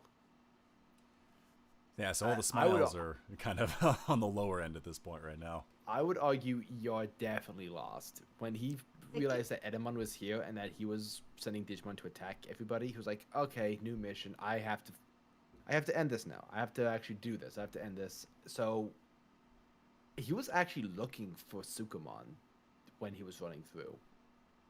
So he was like, that's actually who I'm looking for instead right now. Everyone else, I can trust everyone else to find this mysterious person. I'm focusing on Sukamon. Priorities diverted. Went from Yeah. save Yeehaw to kill. Not kill. At first he was like, okay, let me try and talk this out with Sukamon one more time. But then he was attacked by 2 ultimates, and he was like, oh, that's how it's gonna be, huh? Okay. And then, the rest is history from there. Oh yeah, and from there we can all remember how you all made such amazing decisions. And nothing of horrible consequences were had. Exactly. Except for childhood nightmares involving a sock monkey. only that, but don't worry about those. You had another question for us, Blue? Yeah, how long did you have Edamon planned? I've had Edamon on lock for a while. However, it wasn't until like maybe a week or 2 before session that I was like, man, I could get Carlo on this. I could get Carlo on this right now, and it would just make this hit that much harder. And then he, did as he does and made immaculate super art. And I'm very glad that he put together the one change I asked of him, which was, hey, instead of the Monzaimon for his little like plushie that he's got with him, could you instead put a Numamon as a reference to all of his old buddies? And he's like, dude, done, easy peasy. I love that little detail, by the way. It's a cool love detail, but childhood nightmares have come back. You see Edamon from when you saw him on TV as a kid. Now you're an adult and you see it's like, okay, I'm gonna go into the other room and scream violently and possibly call my therapist. I'm so sorry. It's okay. It was mostly like the Elvis impersonation that got me as a kid. I'm like, oh, that's cool. Now it's cringe. And that's why I didn't do an Elvis impersonation. I instead went for Instead, think he's Johnny Bravo. a little You bit. went for Southern Plantation owner. Yeah, that's kind of the inspiration I was going for with that one. Is just I really like it. I like it a lot I love it. better. I think it was great. I think it gives a lot more of an intimidation factor on that end of things, where I mean, especially in the case for ER, where it's literally a more powerful being talking down to him and being like, "Oh, I messed up. Oh no." Like It was no equal respect. parts. It was equal parts humiliating, infuriating, and what's what I'm looking for? Disrespectful. Eye-opening? Well, that, but also just ER felt basically ashamed that like Edamon was now able to talk down to him and hurt Strike Dramon and Mono Dramon the way he did, because like this is someone who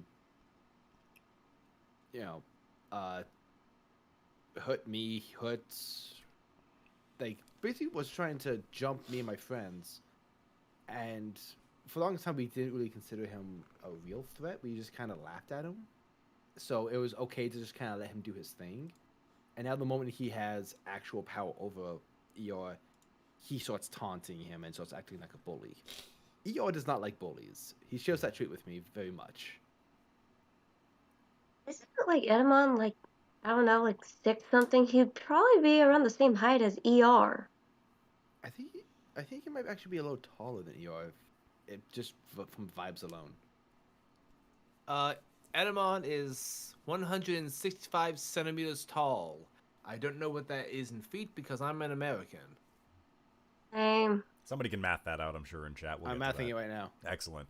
Thank By you. mathing, I mean I'm Googling. Much appreciated.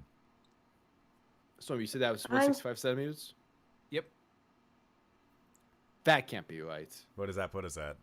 5'4"? What is it? 500. Wait, did you say he He's you said 5'4". Oh, wait, did you say he was 165 centimeters? Yeah, 165. That's 541 feet. Oh, no, that's meters. Why did it go to meters? Yeah, try that again, please. Okay, yeah, 5'4". Yeah, he's shorter than me. Yeah, no, that's Yo, great. this is legitimately the 3rd grade for me all over again. I'm not even kidding. I was bullied by a short motherfucker. He just kept trying to kick me in the nuts. Put him on a high shelf. Put him on a high shelf.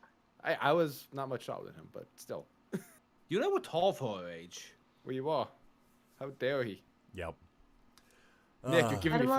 flashbacks. Well, oh no, motivation to go after a potential villain in a game? Whatever will we do?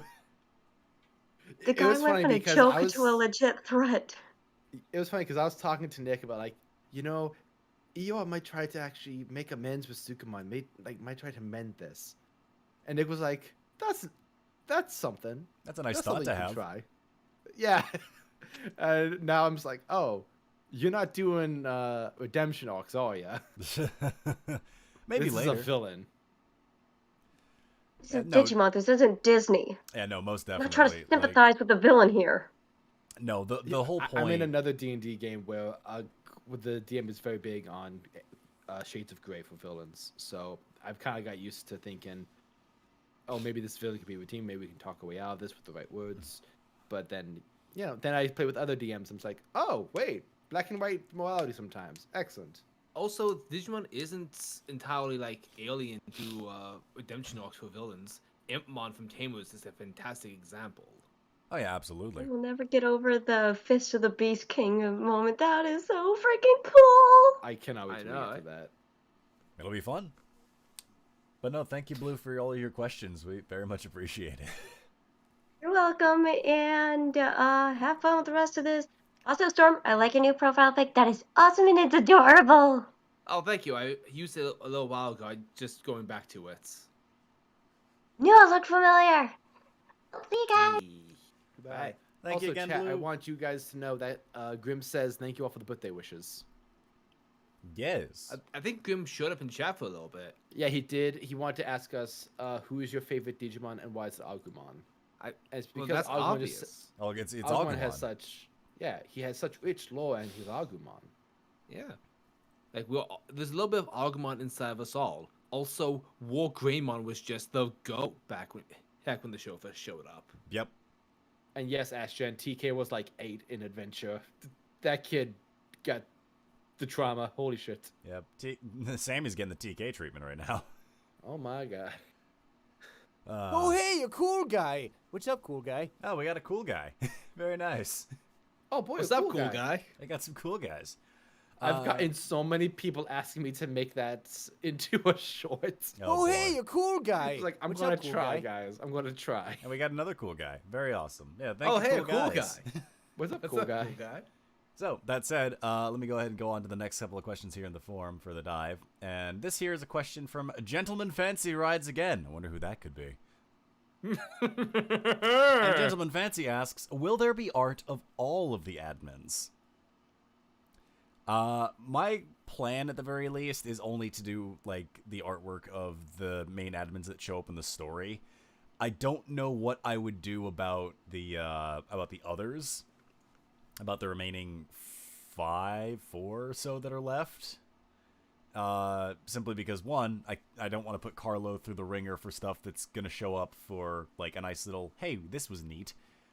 If I was going to have artwork done for them, I would want it to be like done and that they are used essentially for the story purposes, other than just a slight cameo. I would like them to feel a little bit more impactful in the story.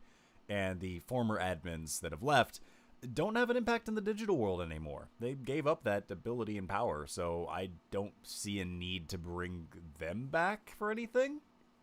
I might make references to them later down the line, but as for full-on artwork and stuff, probs not. Just because it's not their story. They're not involved. Totally fair. All right, our next question here is from Supreme Lord Ender. Hello. And they ask, I know that we know a bit about Stu Pasternak, but what are the names of all the other Vandals' parents and guardians? Let me open up your sheets. Grayson's mom is Jacqueline McKnight. Grayson's father, Grayson does not know the name of his father. He was very much, one night stand and left. Grayson's grandfather, he's just grandpa. We just call him Grandpa. It's great. Ah, shit. I only put Mr. and Mrs. Ryder. Uh-oh. You're on the spot now. Pick a You name. Come up with names for your parents right now. Tiffany Ryder. Tiffany. She's a doctor. Yep. Then there's Scott Ryder, and he's a firefighter, and he encourages ER to be adventurous and taught him how to skateboard, rock climb, and snowboard. Like, actually was interested in ER's hobbies, even though ER's mom was very, very protective after the Innumerable drowning. incidents. yeah, the drowning incident when he was 9, and he has an older brother named Liam. That Red, I just want to let you know, yeah. I am very annoyed that he's not a professional stunt biker. Well, missed opportunity. no, we already have that in the uncle, which is, you know. Yeah, exactly. Johnny Knoxville. Yeah, Johnny Knoxville. Member I of the family. love that that's actually a thing. Yeah, which, funny enough, that came from another dive when you didn't respond fast enough, so I'm like, fuck it, it's canon now. I was actually watching Bill the Last Dive trying to find that moment. I don't know if it's from the last. God, it's been forever. Since Oh, we hey, had a it. Maybe it was cool one guy. before that. What's up, cool guy? I think it was the one before that because you and I were in Twins Fest. Oh. Yeah, it was the Twin And then I Fest got one. COVID from Twins Fest. Also, we have another cool You and guy. I were at the yearly Twin Convention. Yeah. No, chat, that is not a joke. That's an actual thing. Yeah, they go to that. It's a thing that they are constantly just. We have to go there to plot world dominations. We Yeah, have to understand. return from whence we spawned to refuel our power. Yeah, Exactly. it's like a Green Lantern battery, but instead of actually having a chant, they have to just go to a convention once a year. Yeah. We all hold hands around the statue of the first twins, and we chant our eldritch song. Exactly. Fahudoya. One day we'll wake up Cthulhu and his twin, Cthulhu. One of these days, I look forward to it. Yes. But yeah. As for the rest of the Vandals, we don't really have them all here, but I do know that we've got a little bit of information on both Reiner and Sammy's mother and father, that they ran a restaurant before that went under because their uncle passed away in a accident trying to save Sammy. Also near drowning incidents, so those are fun. And as for, I didn't know that, but when I made Eeyore nearly die. that's fine, because to be fair, neither did I. But time flies and things pass and all the changes. And as for Gary, we know about Stu Pasternak, but I don't know much else about Mom. I think he's got a sister On it. that Sammy is. Yep. Henrietta. Yeah, It's in Henrietta. the wiki. So yeah. But yeah, that information should be on the wiki on those end of things. So As a matter of fact, let me go ahead and post that. And here for Gary's mother is Susan Pasternak. there we go, Susan. So yeah. As for what she does, if Gary shows up for another one of these dives, then if Jay shows up, then we can get She some answers on judges that. people, probably. I don't know. Just looking down the rim of her nose and scoffing slightly. Oh shit! I need to tell Alec that there's now new Eeyore lore. Oh boy. I can air that for you. Oh yeah, do it then. Excellent. I'll do it later. Yeah, But, not now, but later. I was gonna say I gave Grayson the whole leaving notes for him as a reference to one of my favorite shows growing up, Ed, Ed, Eddie, and didn't realize how bad it sounded until I said it out loud. You're like, yeah, he just gets notes from Mom whenever he's oh. Oh, that's called neglect. Oh no. Oops. But no, thank you very much, Supreme Lord Ender, for the question. Let's see. This is a question for Gary, so we will have to move on. Sorry, Gary. Unfortunately, this is a question for the lot that you two can answer at the very least. Woohoo! Which this is a question from Ikakun, and they ask if your partners were able to slide Digivolve, what would they become? I know we kind of talked about alternate evolutions and whatnot, but if they could slide from one area to another, where do you think they'd be? Interesting. Also, thank you, Starry, for pledging to the Patreon. Oh, thank you. Now you can watch the Tamers episode 2. Yes, now you can watch Tamers Well, episode you'll be 2. able to watch it next week when it would be available on the Patreon for $1 patrons. Because it's available right now for $7 patrons. Also, we're getting a raid from Something Witty, apparently. Oh, there's something weird, boys. Oh no! Yeah, thank you, Something Witty people over on Twitch. Goodness gracious. Thank you, something witty boys. We're here doing our dive for Digi-Destiny, answering questions about our various characters in the lore of the world. So if you know things about it, super cool. If you don't, then maybe go and check that out, and then come back with the VOD. Yeah. But otherwise, funny if you if- just want to hear us talk, that's fine too. I know I mentioned High Commandramon, but given how everyone has been reacting to Strike Dramon's behavior, it could be funny for him to slide Digivolve into Growlmon. That would be pretty interesting, yeah. Just getting super Ooh. angry. No. Or Okay, this is a little embarrassing, but it's also very true. As a kid, I had massive anger issues. It's part of the reason why I like angry characters, because I'm like, oh, shit, that me. Of course, I'm well over them now. But when I was a kid, my younger sister got me a figure of Growlmon because of the name. She's like, it growls just like you. I was like, oh shit. like, oh, am I a problem? I might be a problem. Oh yeah. I'm gonna rock Go to your therapy, world. kids. Go to I'm therapy, gonna kids. blow your mind with Terriermon's choice. Is it Doraemon? It's Black Gargomon. Hot dang. What? I What? know. Mind blowing. But give me an actual second. Let me just scroll through the wiki. Hoodie-mon. Dobermon's not a bad choice. They're both dogs. Oh yeah, the Doberman that eventually becomes like Cerberusmon. And Barumon, what are you doing in the champion list? Hear me out. Daipenmon. All right, The greatest of the 10 spirits. Actually, if Oh, yeah. we're doing a slight evo of Terriermon, keeping the dog aesthetic and making him a more noble version of himself, Lobomon. All Oh, that right. could work. And Aldermon would slide into Daipenmon, right? Yeah, that's how that works, right? That's his Digivolution. All right, because Daipen's a mega, right? Ultimate. Oh, it is ultimate. All right. Yeah, you're asking for slide evos. Oh yeah, slides. Yeah, correct. I'm saying Aldermon's going to slide into that. Ah, fair. Oh yeah. I misunderstood. Not totally fair. I thought you said a Gunemon. My dyslexia kicked in because my hearing sucks. You got bad Wi-Fi, man. Also, your now Wi-Fi. now that I think about it, Lobomon actually works pretty great because you go from dog with guns to dog with swords. Yeah. It's very good. And then he just becomes like Fujinmon as a mega or something. I'm gonna take a stab in the dark here and say that for Wizardmon, it would slide into Sorcerymon. Probably. I'm just taking a shot in the dark think- here. Wizardmon, slide evolution 2. Sorcerymon, what the fuck you want? Just like he smokes cigarettes on the constant. No, oh, wait. Where's that guy? I think Duskmon would slide into something even scarier than Duskmon, Angelamon. Oh god. Oh no, we can't have that. Could you imagine We- Chase doing that? I would end I stream the got it. second it showed up. Wizardmon would slide evo into Flame Wizardmon. Oh, yeah, that would work. And he would just have he would just have smoker voice.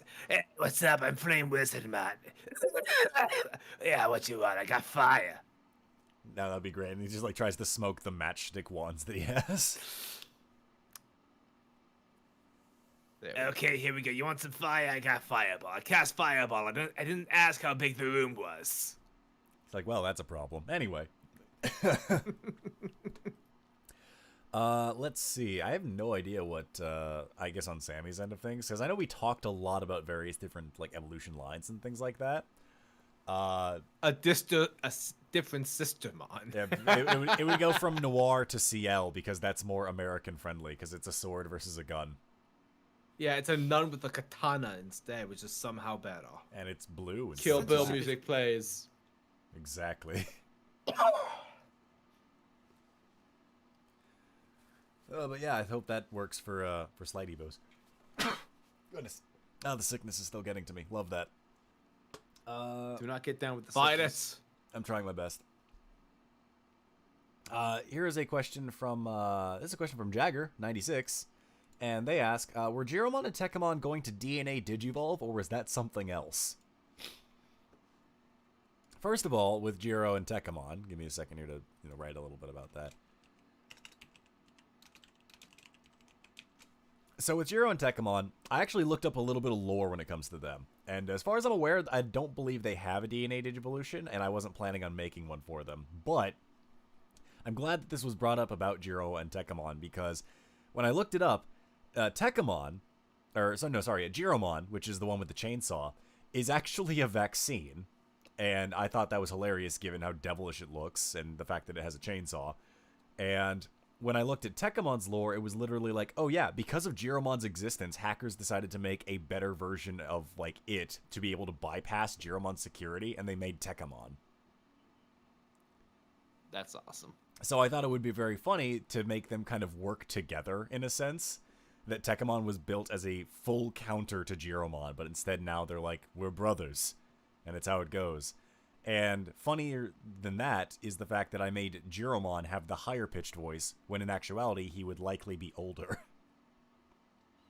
That's funny. So yeah, no, I wasn't planning on any like DNA Digivolution stuff, but I'm glad it was brought up about them because like they're fun. They were fun to voice, especially with the mod that I was able to find for them. And they'll likely make a return. They weren't deleted. I like Rematch. returning villains. They're fun. I know some people talk about Aizmon for that role, but we all totally slept on Sukamon. What, on Sukumon's voice?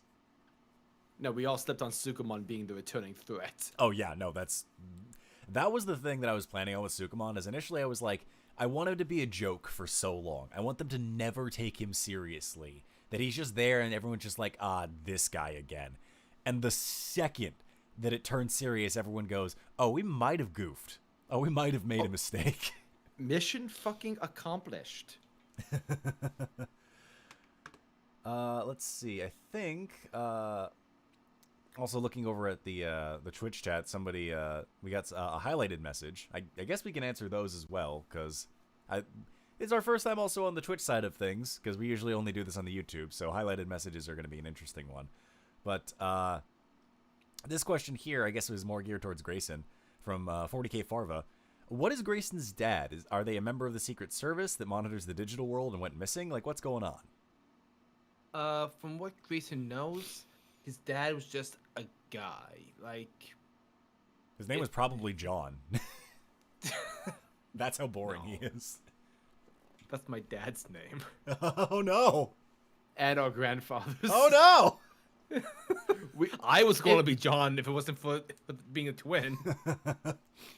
But as far as Grayson knows, the second this guy that his mom was seeing found out that she was pregnant, he just kind of dipped. Stand-up dude that they apparently were. But like, he's not some sort of like government agent or anything. He's just a neglectful asshole who just didn't want the accountability or the responsibility and just said, not my problem. Yep. So likely if they were ever to find him later, his last name would not be McKnight. Oh yeah, McKnight is his mother's name. Grayson never got his father's name just because he doesn't need that, like his first name or his surname, just because the guy doesn't feature at all in his life at all. But it's been something that Grayson has naturally been curious about, but his own insecurities and lack of confidence has kept him from actually pursuing that question mark. Turns out it's Mayor Pasternak, and we find out that he and Gary are long lost brothers. Which would be very interesting and would probably lead to a lot of drama in Earl Vista. Drama in our small town? Impossible. Needless to say, Mr. Pasternak will not be we will not be putting his name back on the ballot next year. Also, I'm kidding. That's not lore. That's not true. This is a bit. I'm seeing Wayne McKnight, as I mentioned. The father doesn't have the McKnight name. That was something Grayson inherited from his mother. Yep. So, yeah. Hope that answers the question on that end of things. Next up for questions here is one from the Mystic Dory Cat. And they ask, what are the Digimon's favorite thing about their partners and vice versa? So what's the tamer's favorite thing about their Digimon? Ooh, that's interesting. I just went, right, you're up. And Terriermon likes how clever Grayson is. And he thinks that Grayson can be a lot more braver than he even thinks he can be. Also, thank you to Because Brandon Reese's- Davis for the $1 Patreon. Yeah, welcome to the Patreon. We appreciate it. I mean, because Grayson's done some really brave things. He took a shot from Andromon's attacks to protect Wendigomon. He went on the stage during the tournament ignored Hyandramon's threats and cured Wendigomon. Grayson's done some cool things, so he just Terriermon's like, man, I got the best partner. This guy's great. And for ER, he loves how Maladramon's just a pal. Like, he's just the best friend. Like, he's like, oh man, like this guy's great. I vibe with him. Like, Maladramon's just a chill dude that just likes to hang. It's just like he's a buddy, and they protect each other.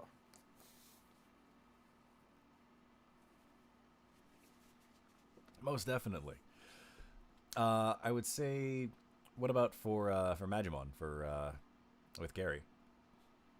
For Magimon really loves how responsible Gary is, but he feels like that Gary just needs to like unwind a little bit and just not be so tense. Like, Magimon is incredibly proud of like the accountability that Gary puts on himself, the responsibility. Though Magimon does feel that he puts too much on himself. And would love to see Gary smile more and just all that tension just like coursing through his body just release. Just so he can like sigh. You know what I mean? I get you, yeah, just kind of like when you have a knot in your chest from anxiety. Just wants him to let it loose, just be like, you don't need to carry that anymore, like you're among friends. Precisely. Like when you finally just get to leave work, see some friends, things that you haven't seen in a while, and just breathe a sigh, and like all that tension just leaves your body. Magimon wants him to do that. Most excellent. And as for Grayson, he thinks Terriermon is the coolest guy because Terriermon is unashamedly himself. He'll be a complete goober in public, utter doofus, and not give a damn what anyone thinks, whereas Grayson thinks way too hard about what other people think. Whereas Terriermon would just be like, I have a plan. Does it involve heisting? Yes, it involves heisting. Yeah. And that is the plan. We are doing a heist. Whereas Grayson is very concerned about everything. Oh, most definitely. I like that. It's nice to see the the contrasting ideas on things of how they all kind of think of each other and how they really mesh as partners in the grand scheme of things. Because there's the easy way to just be like, well, they're joined at the hip by a Digivice, but it's nice to also see the connection on things as well over the course of the story, to see how they've grown, how that bond has improved over time, as well as just being able to look back on the journey as it's been so far and be like, wow, those are things I did. I didn't think I was possible with that. I know that I'm not anywhere in this pair, but one of my favorite dynamics is like the samurai master dynamic that Reiner has with Duskmon/Impmon. Was like Duskmon and Impmon have like a great deal of respect for Reiner being the guy who can make them stronger. And like Reiner just seems like, yes, go forth, do this, my son. Like, I just really enjoy that dynamic that Grim and Chase have with those characters. The level of trust that they show is pretty on point. I mean, granted, it's countered very well by a lot of the comedic moments, which are very, very funny. Oh, yeah. But when push comes to shove, it's very it's very on point. And Sammy is just a girl and her dog. Just a girl and her dog. Yeah. Oh yeah, I guess I could talk about what Salamon thinks of Sammy. Yeah, by all means. Yeah, you're her partner, dude. I mean, yeah. I mean, at least while I was Salamon in System on Noir for a while. Yeah, no, I would say that Salamon and System on Noir, they just love the confidence factor of this small child. The fact that they are like, at least from the description of things, they're learned, oh, back in your world, you were incredibly weak and frail, and you're not treating yourself like that here in this world anymore. You made a very big impact on things, and a very big change in going into this world, and you adapted quite quickly to the way things go. So it's very interesting to see how that plays out.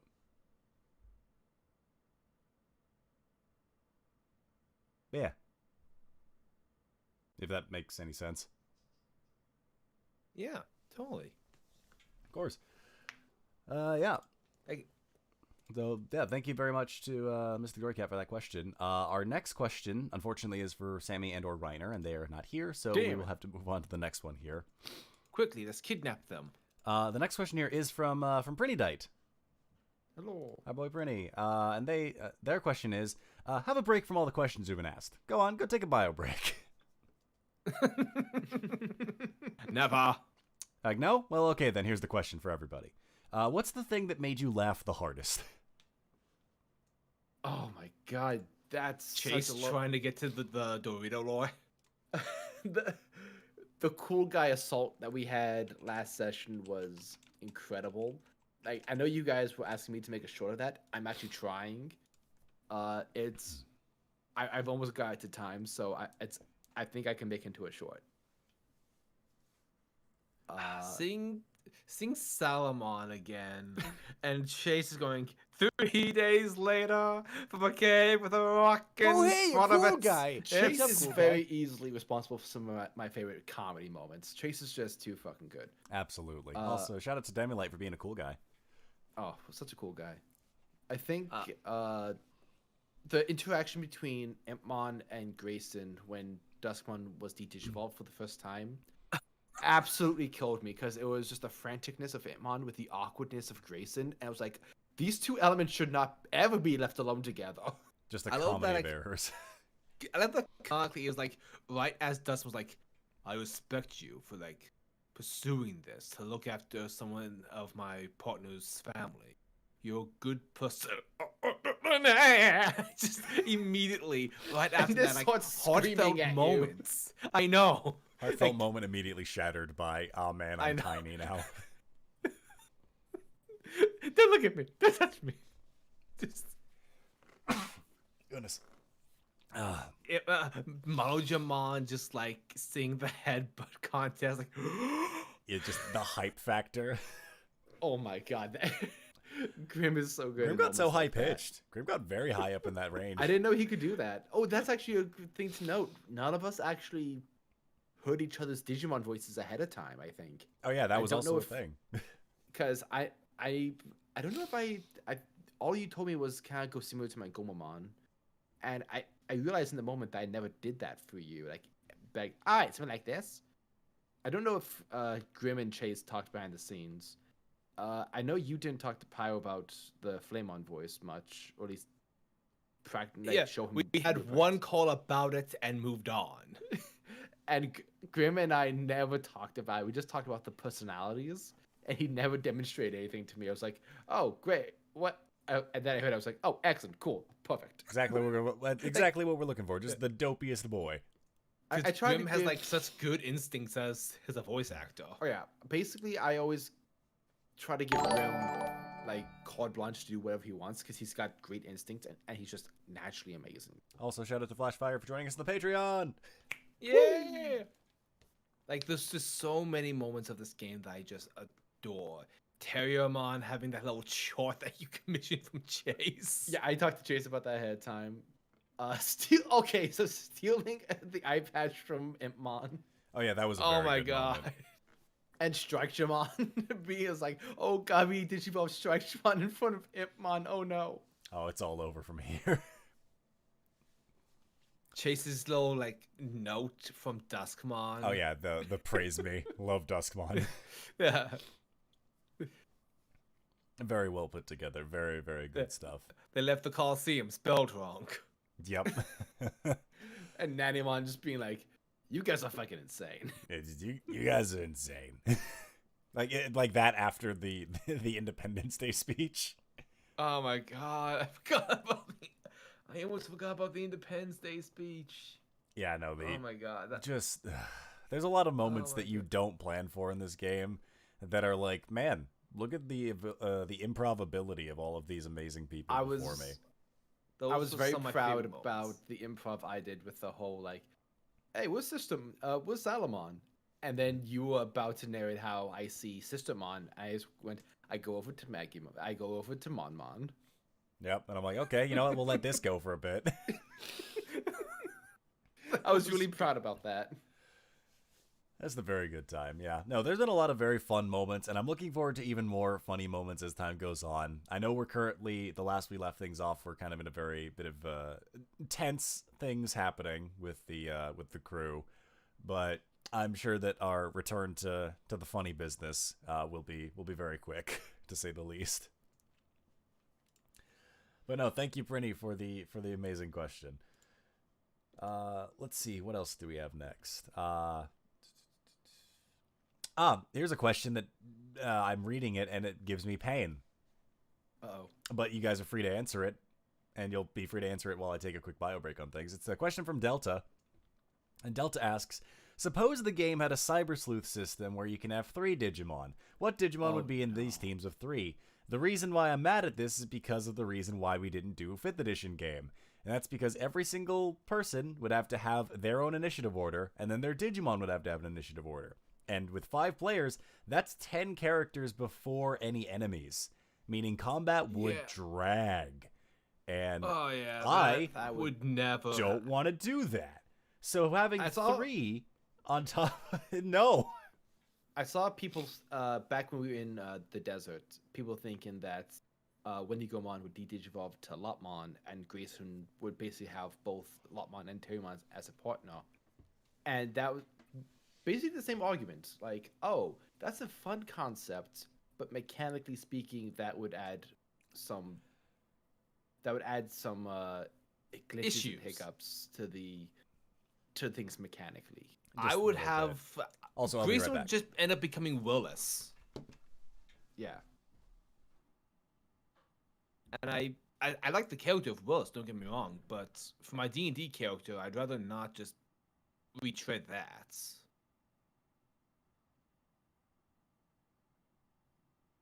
Also, I saw one comment that's like, was Grayson actually ever punished for hijacking the mayor's speech? No, no one knows it was him. He was an alias.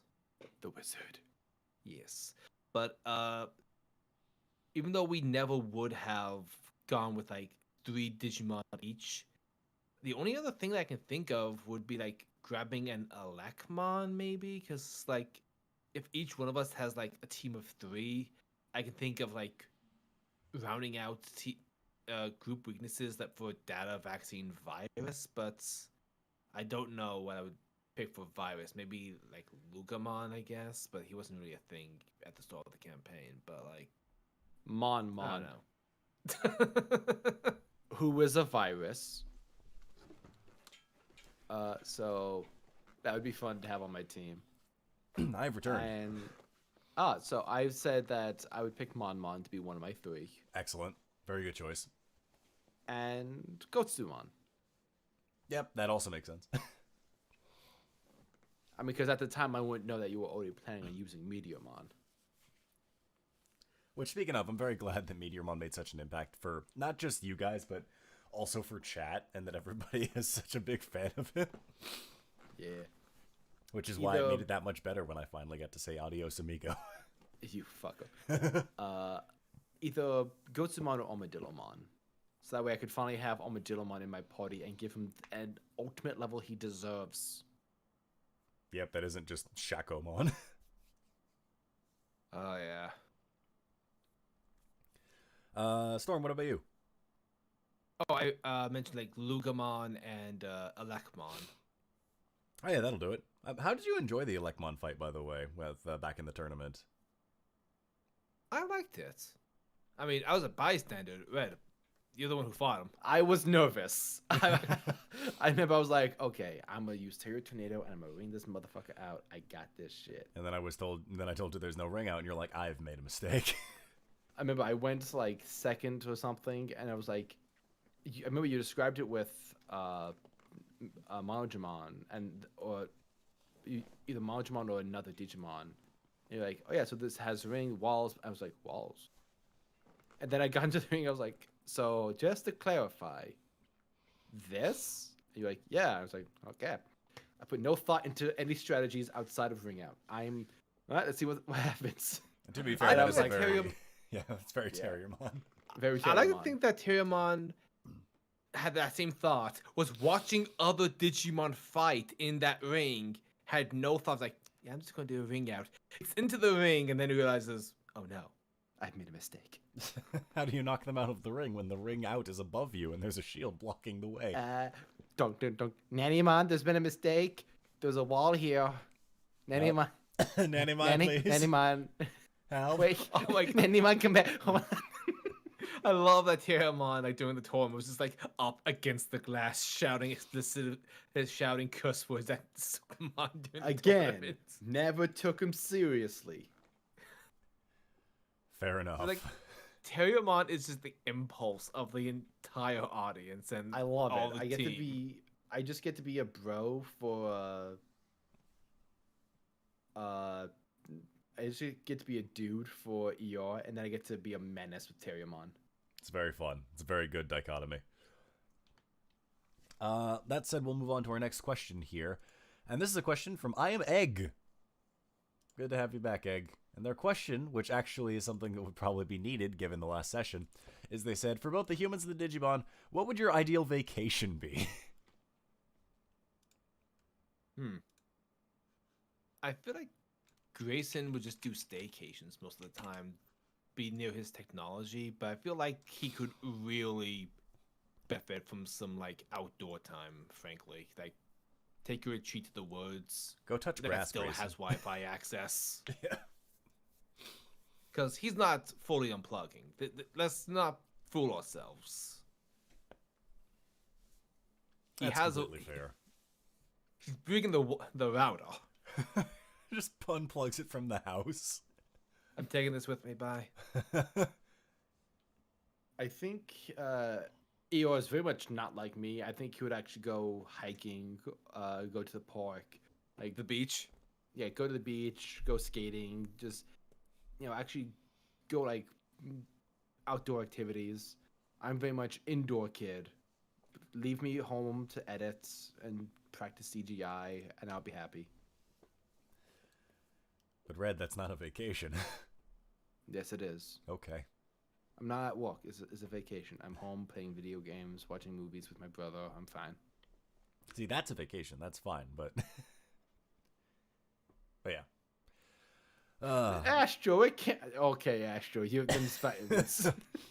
What about for the Digimon? What would their vacation be?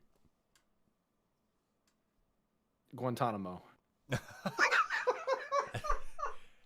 Just to like mug it in their face and be just like, I didn't get caught. I didn't get caught. Either that's him escaping, or it's like, time to heist something else. It's him heisting Lotmon. I feel like Magumon's... He would just want to go to Las Vegas and just, like, walk around with Gary.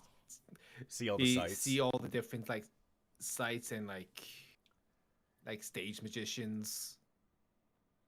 Magumon would just walk in, not understanding that you need to pay a entrance fee. I think ER would take Malajimon to a wrestling match.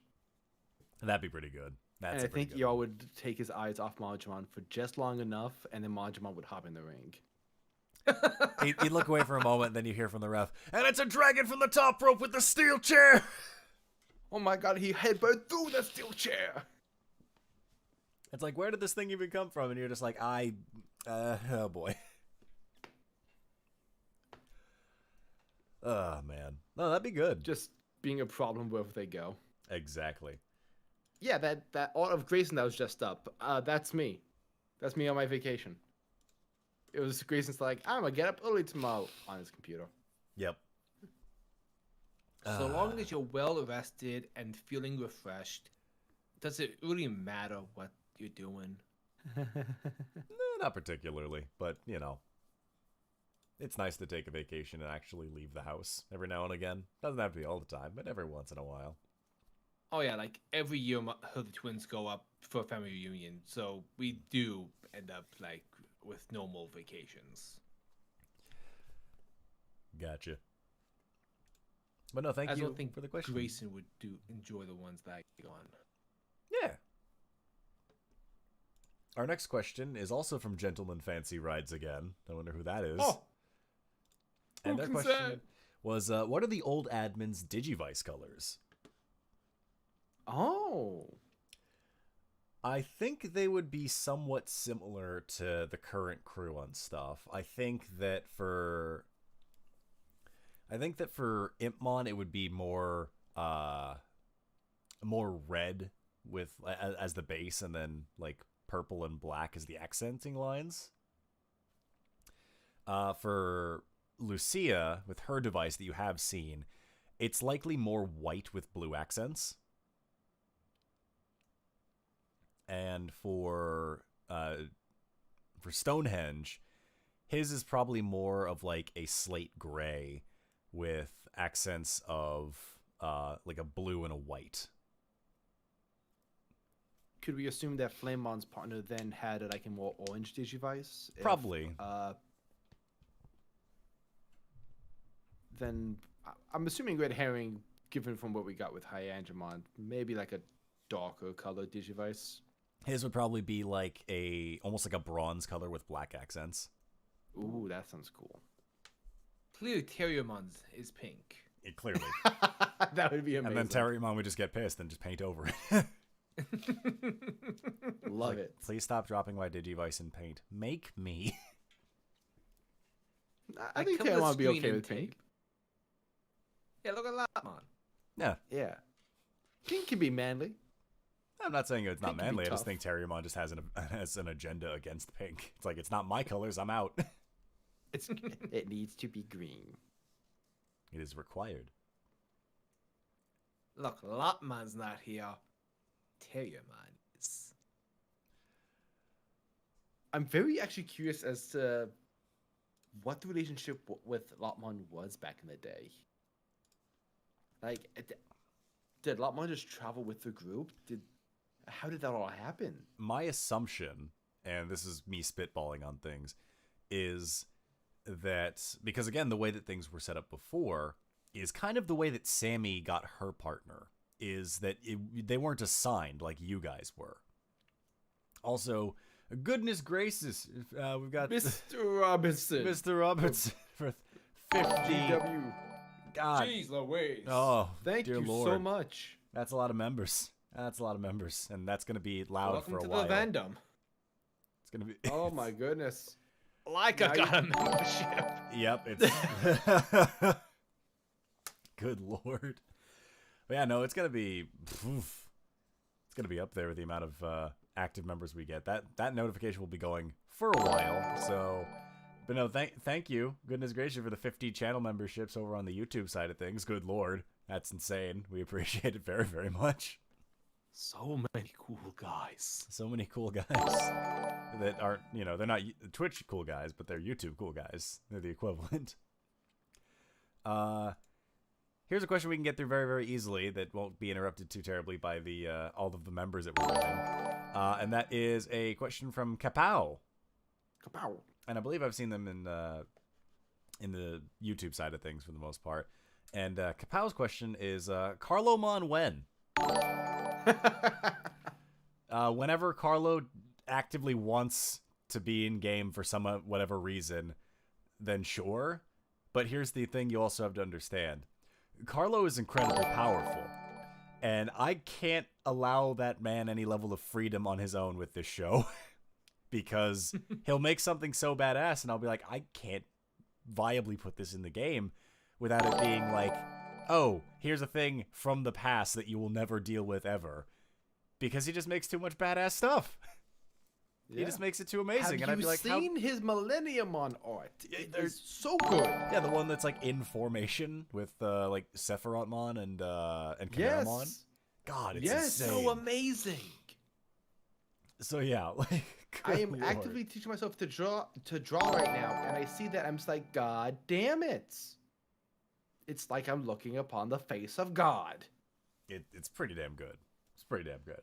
But no, Carlo's great. We appreciate him very, very much for all the stuff that he does for us and makes incredible artwork. Oh my And There will probably come a time when I ask him, "Hey, Carl, you want in on this?" And I hope he agrees with me in the sense of, no, that would be too much power for myself. But if he Also, says, actually, yeah, let me in, I'll be like, okay, careful now. That'd be something very interesting.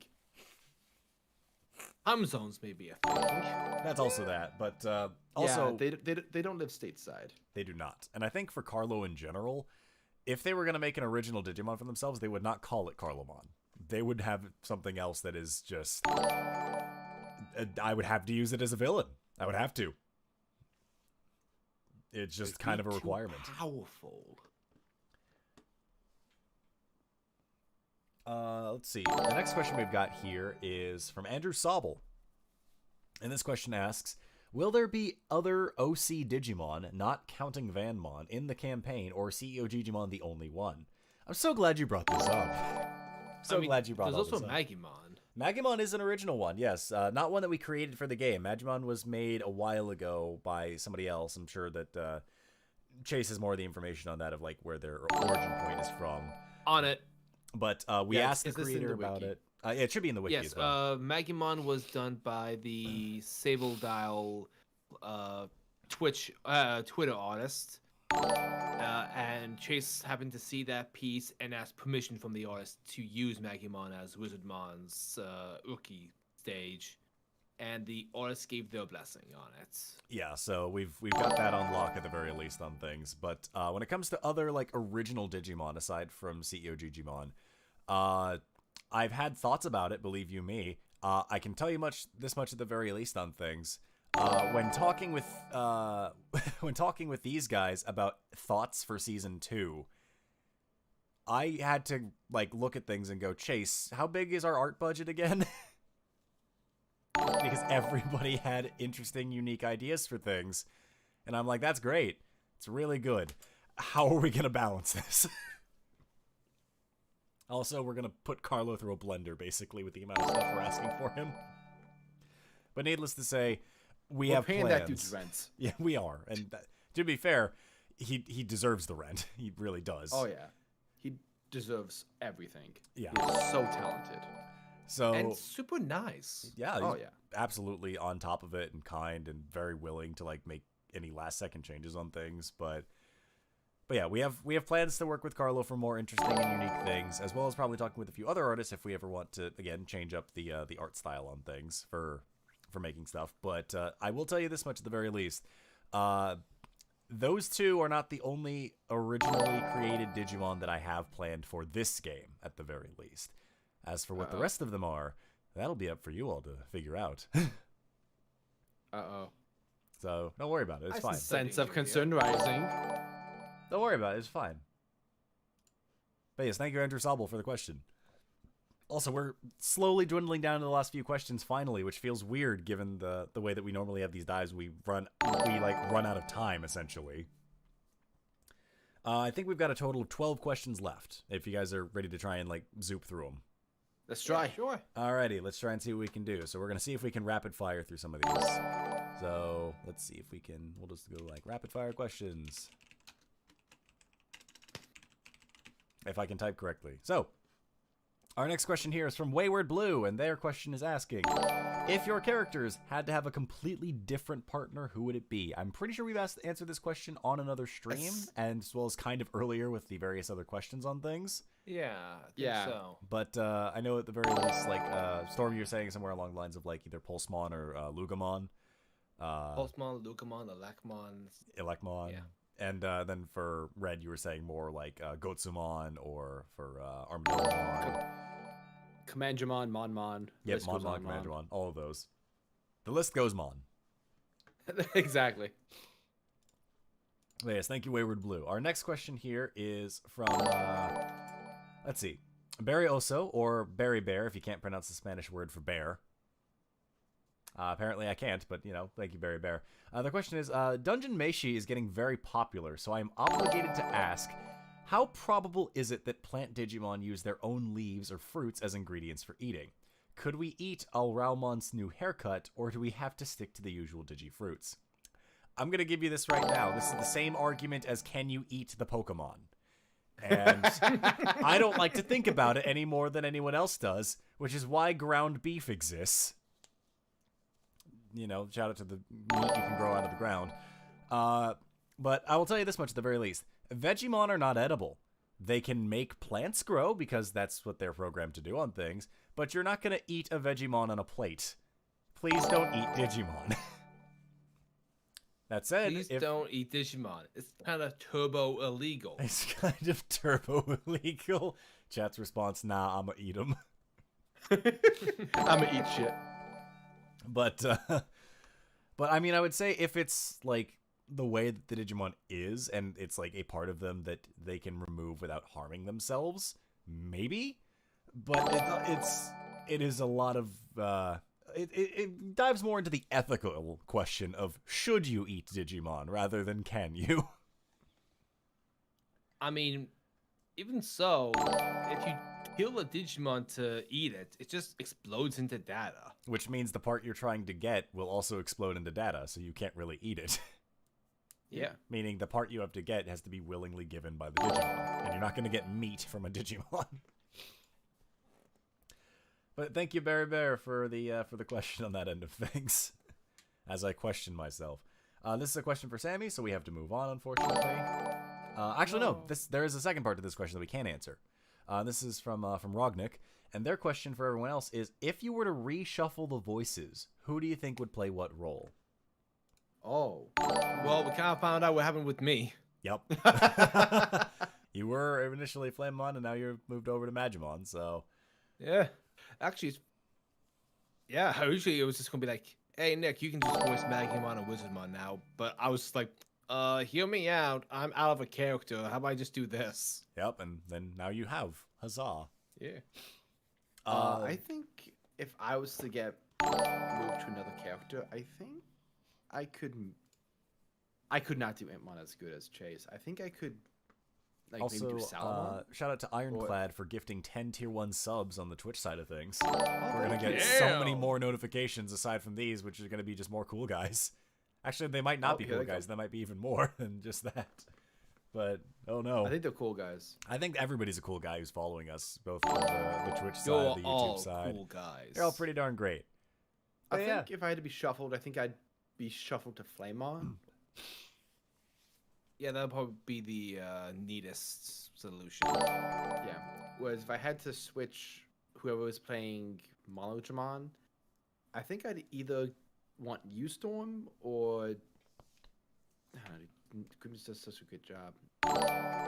And it was hard to really imagine anyone else Yeah, playing 'cause- these characters. Yeah, because everyone's doing such a good job. And everyone's kind of made it their own, too. Exactly. Which has been a very nice way to do, like, different takes on these things. Of, I you think know, that's kind of why Storm, you maybe had it like the hardest because you're the only one that's actually had to like take over for somebody. For Zoe, it's a new addition to the character, so it's not like she has to adapt to it. Yep, I mean, I only have Yeah. to take care of the first, 2 things or whatever, and then now we've got the ultimate, so I'm like, cool, I'm off the hook until we de-digivolve, and then I'm back on, back to the millstone. Back on the hook. Yep. Yeah. I mean, for Magimon, naturally, just by virtue of me being me, there's things in Magimon baked in for him and Wizardmon that Oh, I hey, just you would cool not have guy. done What's as up, a cool guy? performer, but that's only because... We've made it to the cool guys, by the way. Oh, perfect. The cool guys are here. That's only because, well, that's just how these things go. Oh, make hey, you your cool own guy. imprint What's on up, cool the guy? character.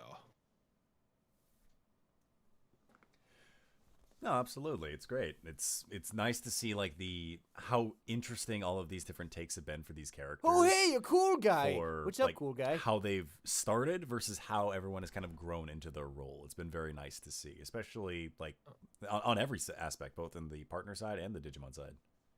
Makes me very Oh, hey, curious you to see cool how guy. things would go What's up, cool for guy? like the next campaign. Given Exactly. how, like, for example, Red right now is known for playing the Gremlin, Terriermon, criminal kind of Oh, thing. hey, you cool guy. What's up, cool guy? It's gonna be real fun to see how like, if he plays something similar to that or if it's something completely different. We'll see how things go. and that's something I'm super excited to see. Oh, hey, you And cool I hope guy. everybody else What's is up, cool super guy? excited to see once we actually get into season 2, which oh god, it's hard to think about season 2 right now given where we're at currently in season 1. But I know. Oh, right? hey, you We're in cool R&D guy. mode What's right up, now. cool guy? yeah, we are currently in the R&D mode on things. So it's been I mean, that's not to say that this game's going to end anytime soon. We still Right. got quite a bit of ground to cover. No, Lady Divimon's gonna one-shot. Oh, all the hey, you enemies from cool now on. guy. She's What's got up, high cool energy guy? on right where she wants them. exactly. Why do you think Edamon fled? Hey, it just ran. Just like saw that and went adios amigos. Exactly. But yeah, thank Hey, you. Oh, for the hey, you question on cool things. guy. What's up, cool guy? Let's see. So we'll move on to the next one here, and this is a question from Grim Gamer 671. Their question is, if you could have 2 Digimon partners, what would they be? I know we asked this Oh, question hey, you already cool on guy. things. What's up, I cool guess guy? I'm going So- with Lotmon and Terriermon. Fine, you wore me down. It took us a while, but we got there, chat. You're welcome. But yeah, no, we've answered this question of a sorts, so I appreciate the question, Command though, Grim Gamer. And also, we have a question here from Bad Sage Advice, who donated the pepper. And they said, "Oh, hey, a cool guy. What's up, cool guy? And also, what has been your favorite part of the game so far?" So we've already talked about what has made us laugh the hardest, but what's your favorite part so far, given everything that's happened? The laughs, like just being able to come in and just, even when things are dark and serious, knowing that we're going to come in and at least once during the night I'm going to get a really hard belly laugh. That and hang out with you and Chase and Grim and Zoe, hang out with everybody is just. It honestly is something that I look forward to every, like, it gets me through the week. Being able to just know, like, 3 more days till session, 2 more days till session. It's going to be so much fun just to, like, it easily makes me through. And I work in television broadcast. It's very stressful. I'm not, and that Nick is a job, I'm sure, is way more stressful. So knowing that there's a light at the end of the tunnel of the week is so refreshing.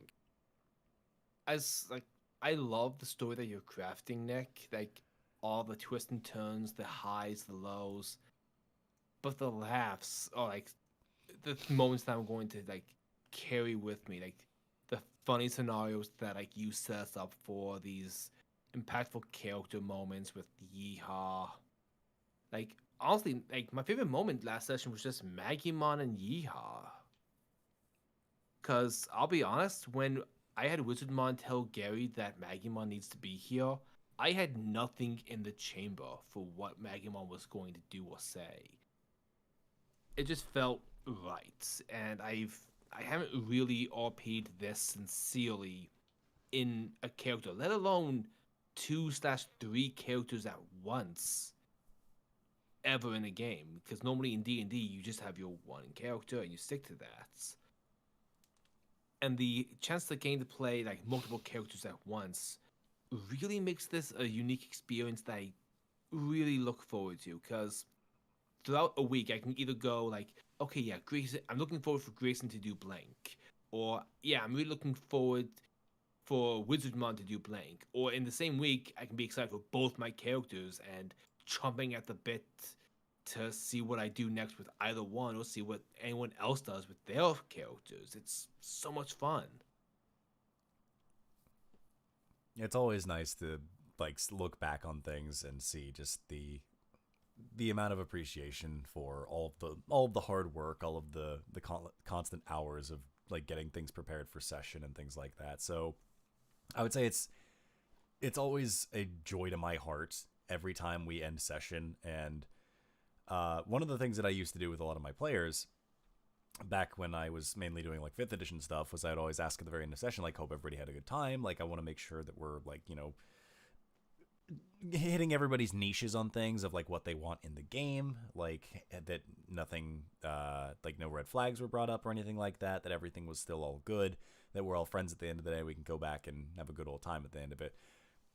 The amount of just pure joy I get from all of your reactions to the various different things I do, from the various Digimon that show up, to the story beats, to the music changes, to just the interactions you guys have with each other, looking at the way that chat interacts with us on a constant basis with the various different things.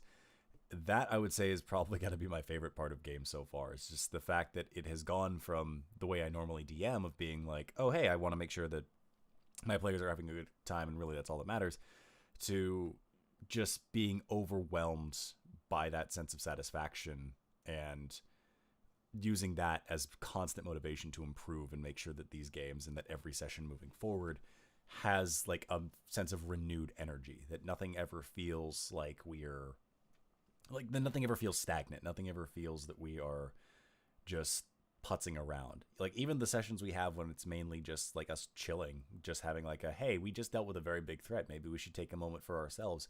Those calm moments still have a lot packed into them that I don't even plan for, that you guys just put together, and that blows me away every time. I love the voice actor Darren DePaul. He voices Reinhardt in Overwatch, and he's done some stuff with Critical Role. And he has a quote when he was asked, like, what's the thing you love most about like playing this game with Critical Role? And he just goes, the fan art. Yep. I'm just like, well, I can't lie. Seeing everyone's renditions of moments has been just incredible. Oh my god. Yeah, you guys are incredibly talented. Good lord. I've Oh my never been a God. part of a game that came with fan art. Oh my god. It's so heartwarming to see like the reception of some of the like moments of our characters resonating with people. And just see how it looks in your mind. Yeah, because believe you me, there's a lot of stuff that we'll picture in our heads because we use a lot of that theater of the mind style stuff. But to see where you guys interpret it based off of the way we describe things, it's pretty nutso out there. Because there are times where I'll look at things and I'll go, yeah, that's not how I envisioned it, but that's way cooler. Holy shit, your mind theater is way better than my mind theater. Who's your set director? Because I want to shake hands with them. Yeah. The chairs in my mind theater need some work. It's the one from Hades Town where the chairs are very cramped. Yep. Tight theater. Let's see. Not good to go to after leg surgery. Fun show though. Let's Anything else see. we need to blast through? There's a few more questions left. We're wrapping up to the very end at this point. So Gotcha. I We also might actually get through everything. we might get through it all. This question here, again, we don't have a name associated with it, says, what do you think will happen to the Vandals post-adventure? What do you think their lives are going to look like? I brought this question up to them earlier, like as in a few weeks ago earlier, and I've told them all to mentally prepare for an answer for me. And We'll see where things go. we'll see where that ends up going on things. Needless to say, when it comes to what the Vandals will be doing post-adventure, when we get to the finale, or around that time, you'll know full well what they will all be up to. Because I'll tell you this right now, I don't know what they're going to be up to. Oh, hey, a cool guy. What's up, cool guy? Hey, more cool guys. We've been attacked by Regro's raid. Yeah, Rico has attacked Sapphire's us. But yeah, no, we will. I'd say look forward to when we get to that point to see what the Vandals will be doing post adventure. Sounds like a plan. But yeah, there has been discussion. But because it's going to actually be discussed in stream, I guess we can't really bring that up here. Exactly. That's epilogue territory. Here's a question. Again, no response in the name for this one here. It says, if Strikemon or Reiner had exploded more and had done more damage, would it have been possible to one-shot Sukamon before he could Digivolve? Oh. In theory, yes. Counterpoint. It's much more interesting for the story that he did. I agree. Because I'll be fair with you here. My plan going into that combat was, all right, when he hits half HP and it's his turn, he'll use it. And then you guys dropped him basically down to nothing. And I'm like, okay, cool. Fuck the initiative turn order. It's happening now. Now it is. So while it is technically possible that it could have happened, isn't it so much better to have a recurring villain that's a threat? I agree. I like how it played out. Same. And I got bullied hard. I'm really happy with how that played out. Digi-Destiny, he got me through a bunch of games inspired by Digi-Destiny. Hey, that's great. That's pretty cool. Next question I'm here sorry, is I'm just- from Lord Omnimon on Twitch or Emporio Games on the YouTube, and their question was asking, based on the stuff we already talked about, is that will there be a season 2? And if someone else joins, is Tokusatsu real? Is Guns canon? How is Grayson's laptop alive? Is biomerging canon in universe? As in real DNA digivolving, real going into the megaforms. We've talked about a season 2. People like this enough that we'd probably want to put a season 2 together. We've already got ideas stewing around for what to do with that. I know nothing about Tokusatsu, so that's probably a question for somebody who knows a little bit more about that end of things. It's basically the Power Ranger, her stuff, like where we got Power Rangers from with Tokusatsu, Super Sentai, Kamen Rider stuff. That's fair. I mean, I'd say at the end of the day, like the world that our team comes from here is a very similar Earth than like our current one. The only difference is that the Y2K incident actually did happen, and for a little while there was a bit of some blackouts. Then the old admins dealt with it. Also, I apologize if you hear slight woofing in the background. My dog is currently dreaming, and I don't have the heart to wake them up. Aww. Good. So Just pet his tummy. I will do that. Then as for the laptop being alive, we'll have to see how that goes in the epilogue kind of things. And as for biomerging, again, we'll have to see how that goes going into season 2 on things. And if that's a thing we even want to consider going into season 2. But we have a lot of plans going into it. No, we haven't touched anything outside of vanilla Digivolution so far. Exactly. Also, I did see this on the Twitch, and this might be something that you two can answer.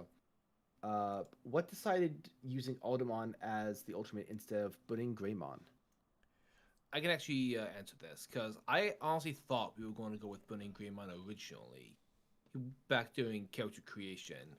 I believe it was discussed by Chase and Pyro that Alderman would be a better fit because of the TCG. Like, I don't remember how recent the TCG was at the time, but in it was revealed that Alderman was considered the level 5, the ultimate level, whereas his Burning Greymon and Agunimon were both level 4s, champions. So it just made sense to go with that as the option instead of Burning Greymon, given the fact that conventionally they evolve into each other, implying that they are of similar level. Never similar power. Right. Yeah.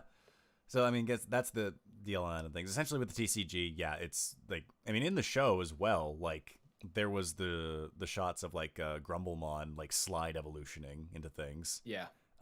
So it was considered that, those are equivalent levels, even if they might seem more powerful of one versus another.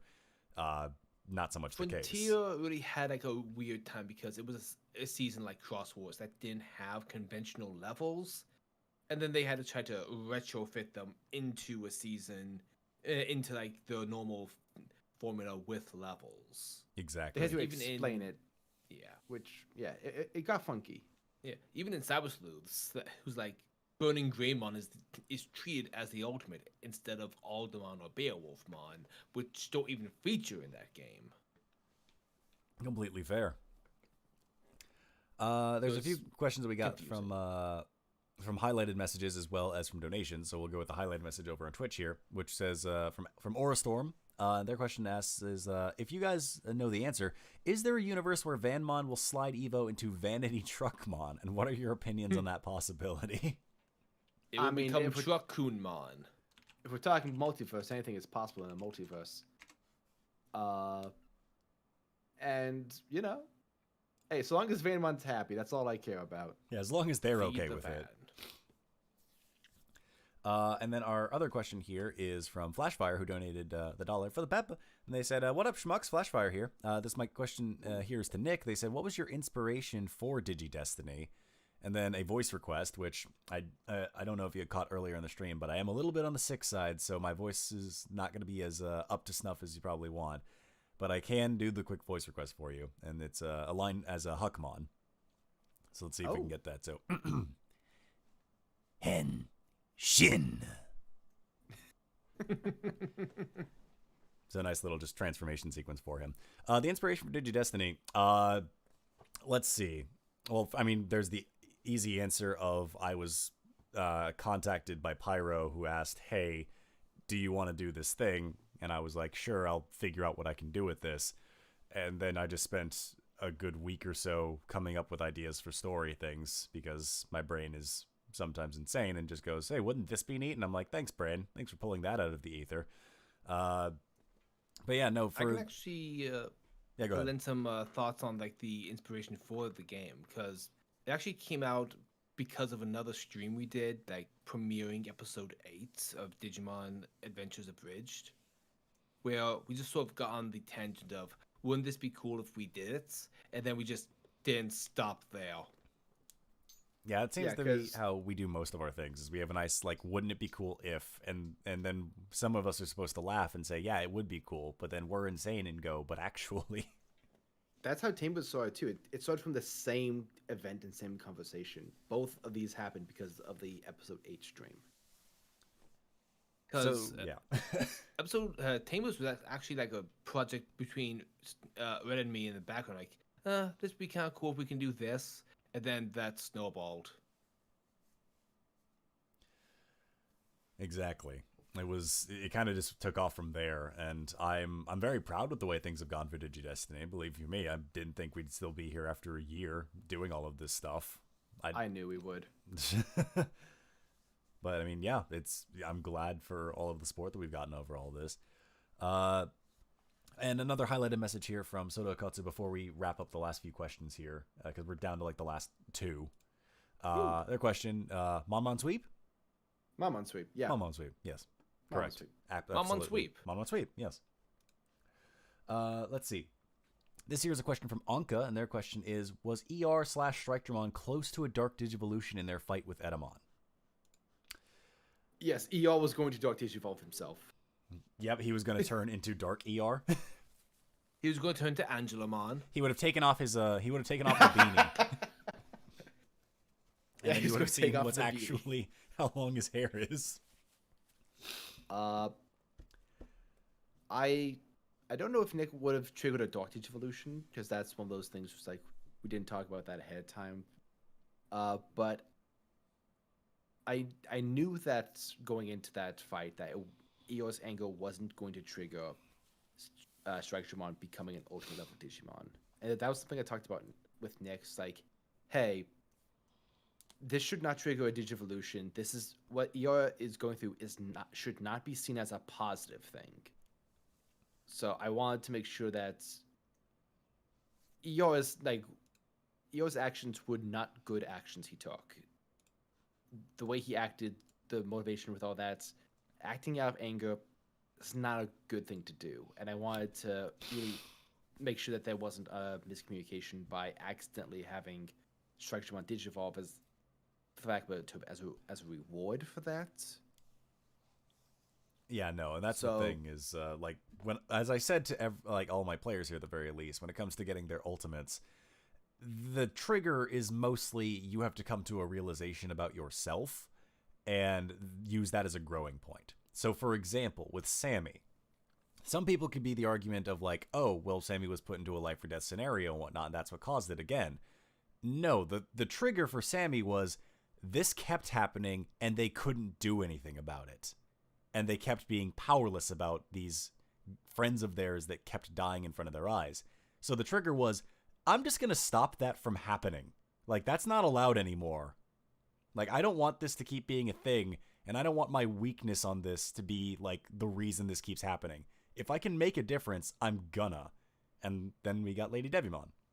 Yeah. So ER has now had his sort of his eye-opening moment. Now he just needs to come to the other side of it. Also, who let a cutie pie in here? Oh, hey, a cool guy. What's up, cool guy? Hey, Hey, Chase! Hello, my boys. I'm here for a little bit. That's completely How was fair. the duty stream? It was a good time. We had fun. We had a fun time. Nice. Good old time. Glad to hear that. Heck yeah. Got a You bunch guys of attacked us with swinging your and D'ing. peeps. Yes, we did. It was a good time. It was fun. Glad you enjoyed. Chucked them at you. Yeah. Heck yeah. I guess we have I guess I do have one question that is for. Chase, you're reactive. Yeah, that's I'm what I gonna was saying keep it earlier. there. No, I'm gonna change it. it stays. It stays. He's a cutie It pie. stays. It stays. He But, lives here. But we did have a question at least that was geared towards Gary specifically, so you can answer that. Oh. And this is a question from Errol, and their question was, what kind of knot does Gary tie his tie in? Oh. I'm pretty sure he was only taught like the standard get a job a tie thing. Like I don't even think anyone told him the knot for it. I think it's called the Windsor knot. Yep. I think. There's more than Pretty one. standard. Yeah, I think that's the yeah, full Windsor. Yeah. We have one additional question. Bad Stage Advice asked the whole, if you could have a different champion instead of Wizardmon, what would it be? Oh. Plain The- Wizardmon. Wizardmon X. No. We didn't see it coming, guys. That's on us. Secret. Witchmon. I might have to give that one a think. That's fine. Because, like, Magimon and fucking Wizardmon were, like, made before Gary, practically. It's my fucking boys for him. I'm gonna have to give it a good think for who I would want as his other partner. I'm gonna look at some, since none's immediately coming to mind. That's I feel like totally I'm gonna fair. get a list. While you're And doing that, we Kilomon. had another really cool question of what is it like for Gary and for Impmon, in your case? What is it about their respective partners that they like about their ally with their partner, and like what do they see in them? I feel like Gary didn't see a whole lot in Magimon from the beginning, like because Gary wasn't very invested in the digital world for a while. How dare you? He wasn't really about that for a hot second. Didn't want to be there. But you know, Magimon, Wizardmon have grown on him a lot, especially with going back to not seeing a lot in him. Wizardmon was a fucking dick for a good while, and Gary just kind of had to like grin and bear it because that's the one line that's stopping him from being immediately fucking unalived by the digital world is Wizardmon. And then Wizardmon goes and insults all of his friends and his friends' friends and everybody else that's ever been around him, and like a lot of immediate tension that Gary couldn't address because you know, line between life and death. So there was a lot of like issues with Wizardmon and Magimon that were like the initial road bump, like speed bumps to them being like good friends. And I feel like now that obviously they've gotten a lot friendlier and you know Gary's much more behind the idea of the digital world and everything else. Magimon's grown on him a lot. He's kind of the guy who brings like a kind of top level positivity to things and fun and whimsy when Gary's main thought is almost always like bad things and anxiety and problems and like seeing things that are not always the best part of things, like seeing problems to overcome and like issues to get around and like ways that danger could befall him and everyone around him. Magimon's just there to be like a fun guy who's having a good time and there to see like the joy and bright side of things that are going on, and he encourages Gary to like, you know, take things a little fucking easier overall.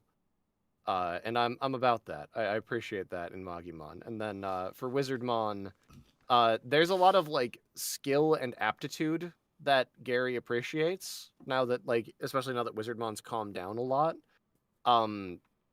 The fact that Wizardmon knows what he's doing and that he's really good at what he does and that he's just confident in it is something that Gary kind of sees that he could have done. Like if he had stuck with the things that he liked, if he had stuck with the environment that he enjoyed when he was a kid instead of like bending to the demands of everyone else around him, I think Gary could have been a lot better at the stuff that he liked and been enjoying life a lot more and, you know, all that kind of stuff. And like Could just have been been a contender. could have been a contender. But yeah, that's probably around what Gary sees in his boys, what he likes in his Digimon boys. Heckin'. It was Impmon and Rhino. What is Impmon see in Reiner?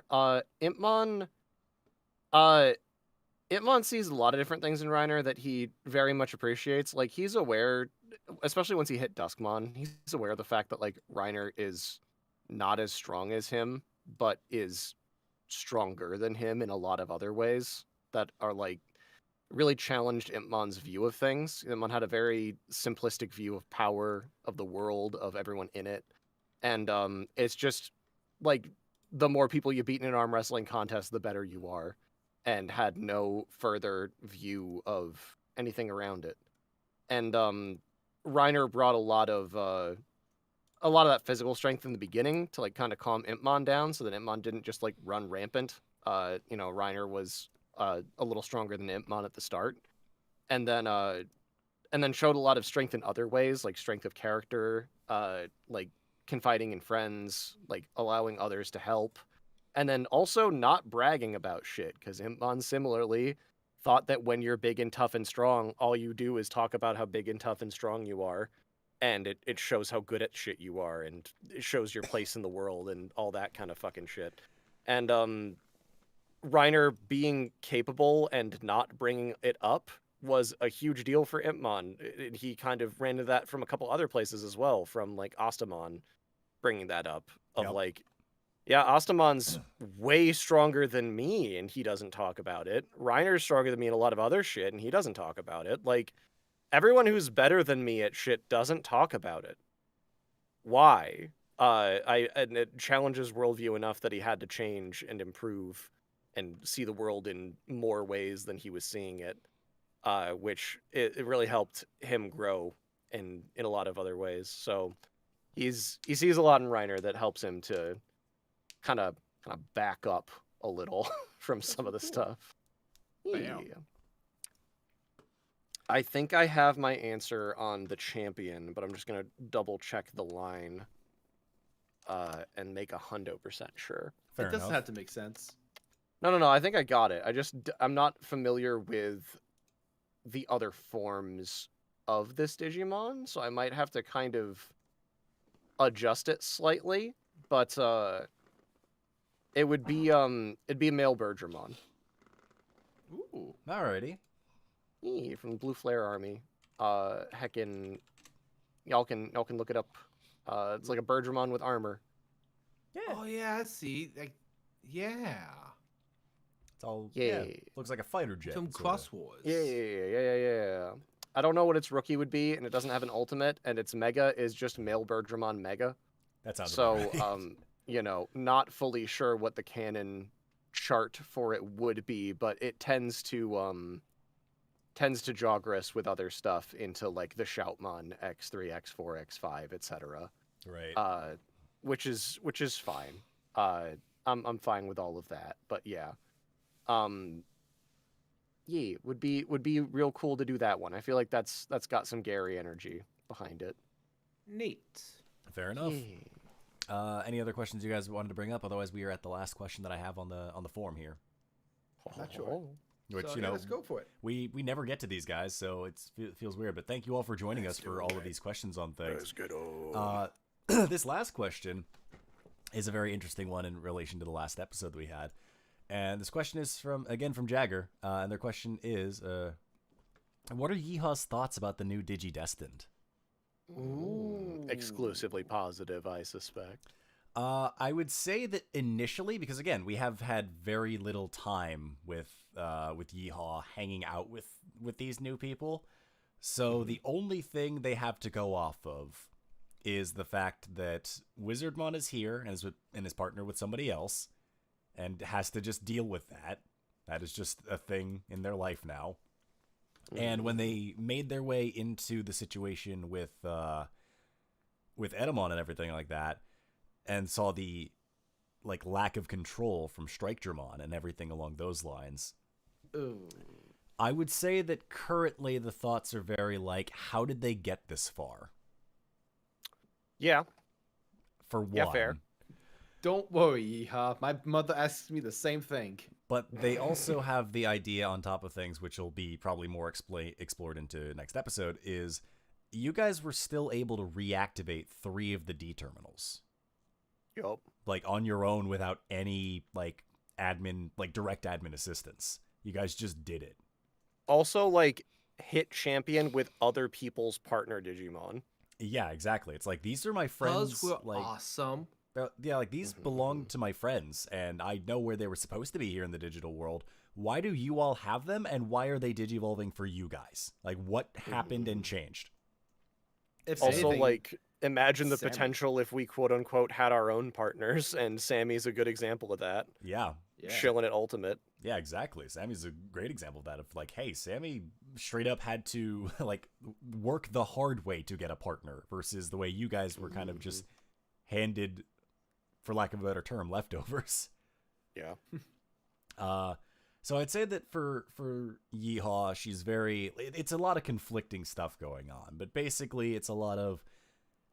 I don't want to put as much faith as I can in these children, but they have pretty much proven themselves by getting all of these terminals active and finding and getting me out of my prison. So, like, they're capable.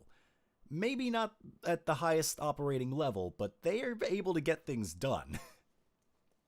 Also, in the defense of everyone fighting Edamon, it was only really ER who was, quote unquote, not showing control and basically not putting his best foot forward in front of the new guest.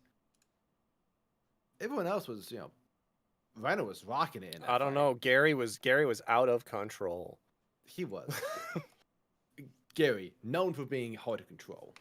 Oh yeah, real wild card that Gary. Oh yeah. Absolutely. Wisdom was on his best behavior. Even learned some new skills. Exactly. Figured He's out how to now- heal people. He's a white mage now. Hey, Look at him chat, go. Don't tell how much we were all talking about how much we love gaming with Chase while he wasn't here. How much how much often he makes us belly laugh while we're all in games. Like Chase, legit. Like they asked, "What's the moment that made you laugh the most?" And we cited 3 different situations that stemmed from you. My bad. Sorry also, for making you laugh, guys. The whole Shrekmon saga with the VHS tape, that was incredible. That's I so fucking silly. I threw that out as just a one-off gag, thinking nothing of it, and then you motherfuckers just and me to the finish line. One of my favorite things to do as a player in D&D is to chew the scenery. Just go fucking absolutely apeshit on the tiniest details, on the smallest bits, just make them fully fleshed out into a whole goddamn thing. It has gotten me killed at least once in games. Yes. And it's so worth it every time. It's so funny all the time because there's a lot of like collaborative effort between like the DM and like the other players and everything. In the first SWE&D campaign, we were raiding this fucking mansion of this person we just kind of didn't like and was a bit of a dick, and it turns out they were working with devils, so we were right. But like, we didn't necessarily know that at the time. We just didn't like them. And they were rich though, so we went into their pantry, and it turns out they had like a bunch of bottles of like 100+ gold wine, and my halfling just began fucking chugging them. And Spencer was like, Yes. "Okay, how much you drinking?" And I'm like, "A fucking like whole bottles. Like I'm fucking downing it. Fuck it. This wine is good. I'm here for it." Spencer's like, "Cool." And I'm like, "Okay, great." And then like later, I'm just not gonna read any further into that. And then later he's like, "All right, so y'all long rest?" And I'm like, "Yep." And he's like, "Cool. Make a con save." I'm like, "What?" I was like, "Yeah, make a con save." I do. I get like a 10. He's like, "Cool. How much health do you have?" I'm like, "I don't know, like 20, 30. And he's like, "You're dead." What? And he's like, "Yeah, so these guys have this thing where they invite guests over to their house, people that are going to compete with them, and they give them this very expensive wine laced with this specific poison called the Midnight Tears, which triggers at midnight exactly on the dot and deals like 6d10 poison damage. Yikes. And you just fucking die, bud. Like you take like 50 damage from this shit and you're fucking gone." You don't even make a noise as you die. Everyone wakes up in the morning and you're fucking dead. Which was really funny for all the other players, for me to watch the other players, because we were in a room that someone swore they weren't our enemy and they didn't like their family and were aiding us, and then one of us just woke up dead in the morning. And it's like, what did you fucking do? When you commit to the bit, you commit to a higher calling. So great. Also, we then, from there in that campaign, I got a get out of jail free card, quote unquote, by talking to a magic shield that said that it had a god in it, and the god was ready to help me if I signed this fancy contract. So I did that, and yeah, it turns out that the god that was helping me was a devil lying that it was a god, because devils don't have to tell the truth. So they're just like, yeah, just like sign this contract you can't read and you'll come back to life. And I'm like, okay, sounds good. Thanks, God. And similarly just showed back up being like, yep, my new alliance is to God. I'm Christian now. Here we go. And everyone was like, wow, that's great. What's the god's name? And I tell them, and they get like the DC 25 to know who that is. And they're like, it's a devil, right? And I'm like, wow, crazy. That's bad. What happens now? I'm stuck now, by the way. I cannot get out of this. I have fully signed my soul away. What's the next step?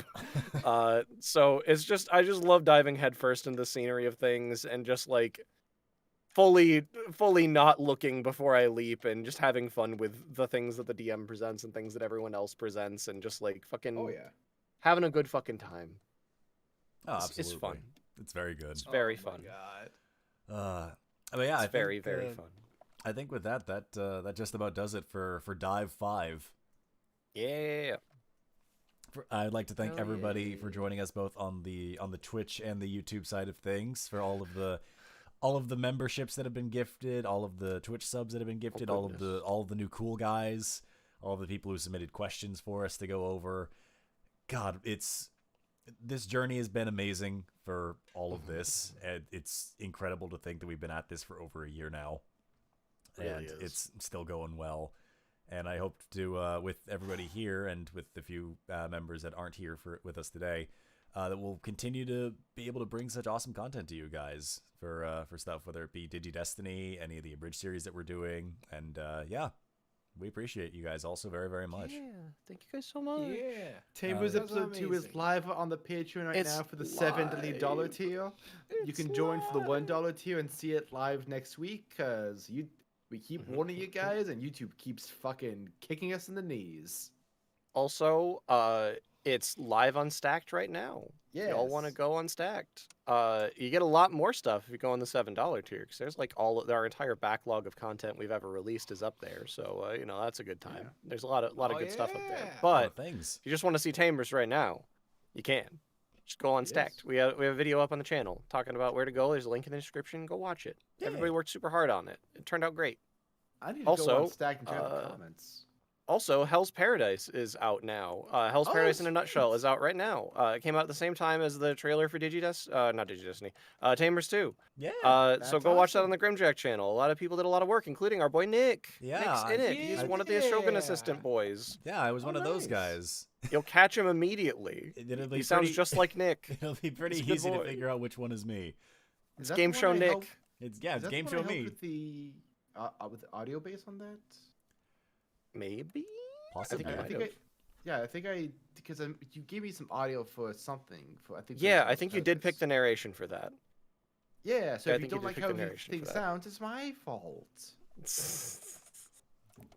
But yeah, go check it out. We all worked really hard on it. It's a good time. It's very fun.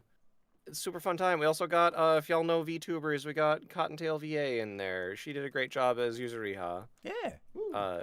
She did great. Go check out all this stuff. Also, it's Grim's birthday. I'm sure everybody else already wished him happy birthday. But go Grim showed up earlier and we gave him a nice little hap birth. But yeah, continued to give him the hap birth. He's still got a few hours of that. Never stop hap birth. Yep.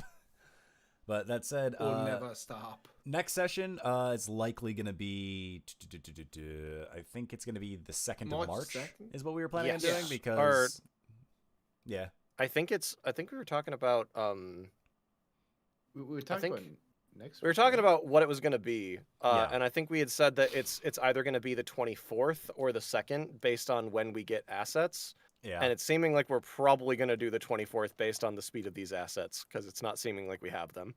Oh, shit. So We'll be sure to update it on could that, be but yeah. if y'all are free. I would love to have y'all for Digi-Destiny. Yeah. This Oh, fantastic! not I this have Saturday, my but next Saturday. I have my cert on the 24th, so I can celebrate passing my test that day with some Digi-Destiny. Wahoo! Hell yeah! Or- That's exact. Nope. You'll the pass first the thing test. is going to happen. The first thing. Yes, yeah. sir. First thing. Storm, let me Yes. just emphasize what Chase is saying with, let me scroll down to this. That. Okay. I will order you DoorDash when you successfully pass. So yes, it's likely that So our next excited session is going to for it. be the 24th, unless With friends that like somehow these. changes. So, I guess that being the case, we'll see you guys next week. Yay! See you guys Love next you week. guys. Have a good night, everybody. Appreciate Catch you all later. y'all. Bye. Digi-Destiny next week.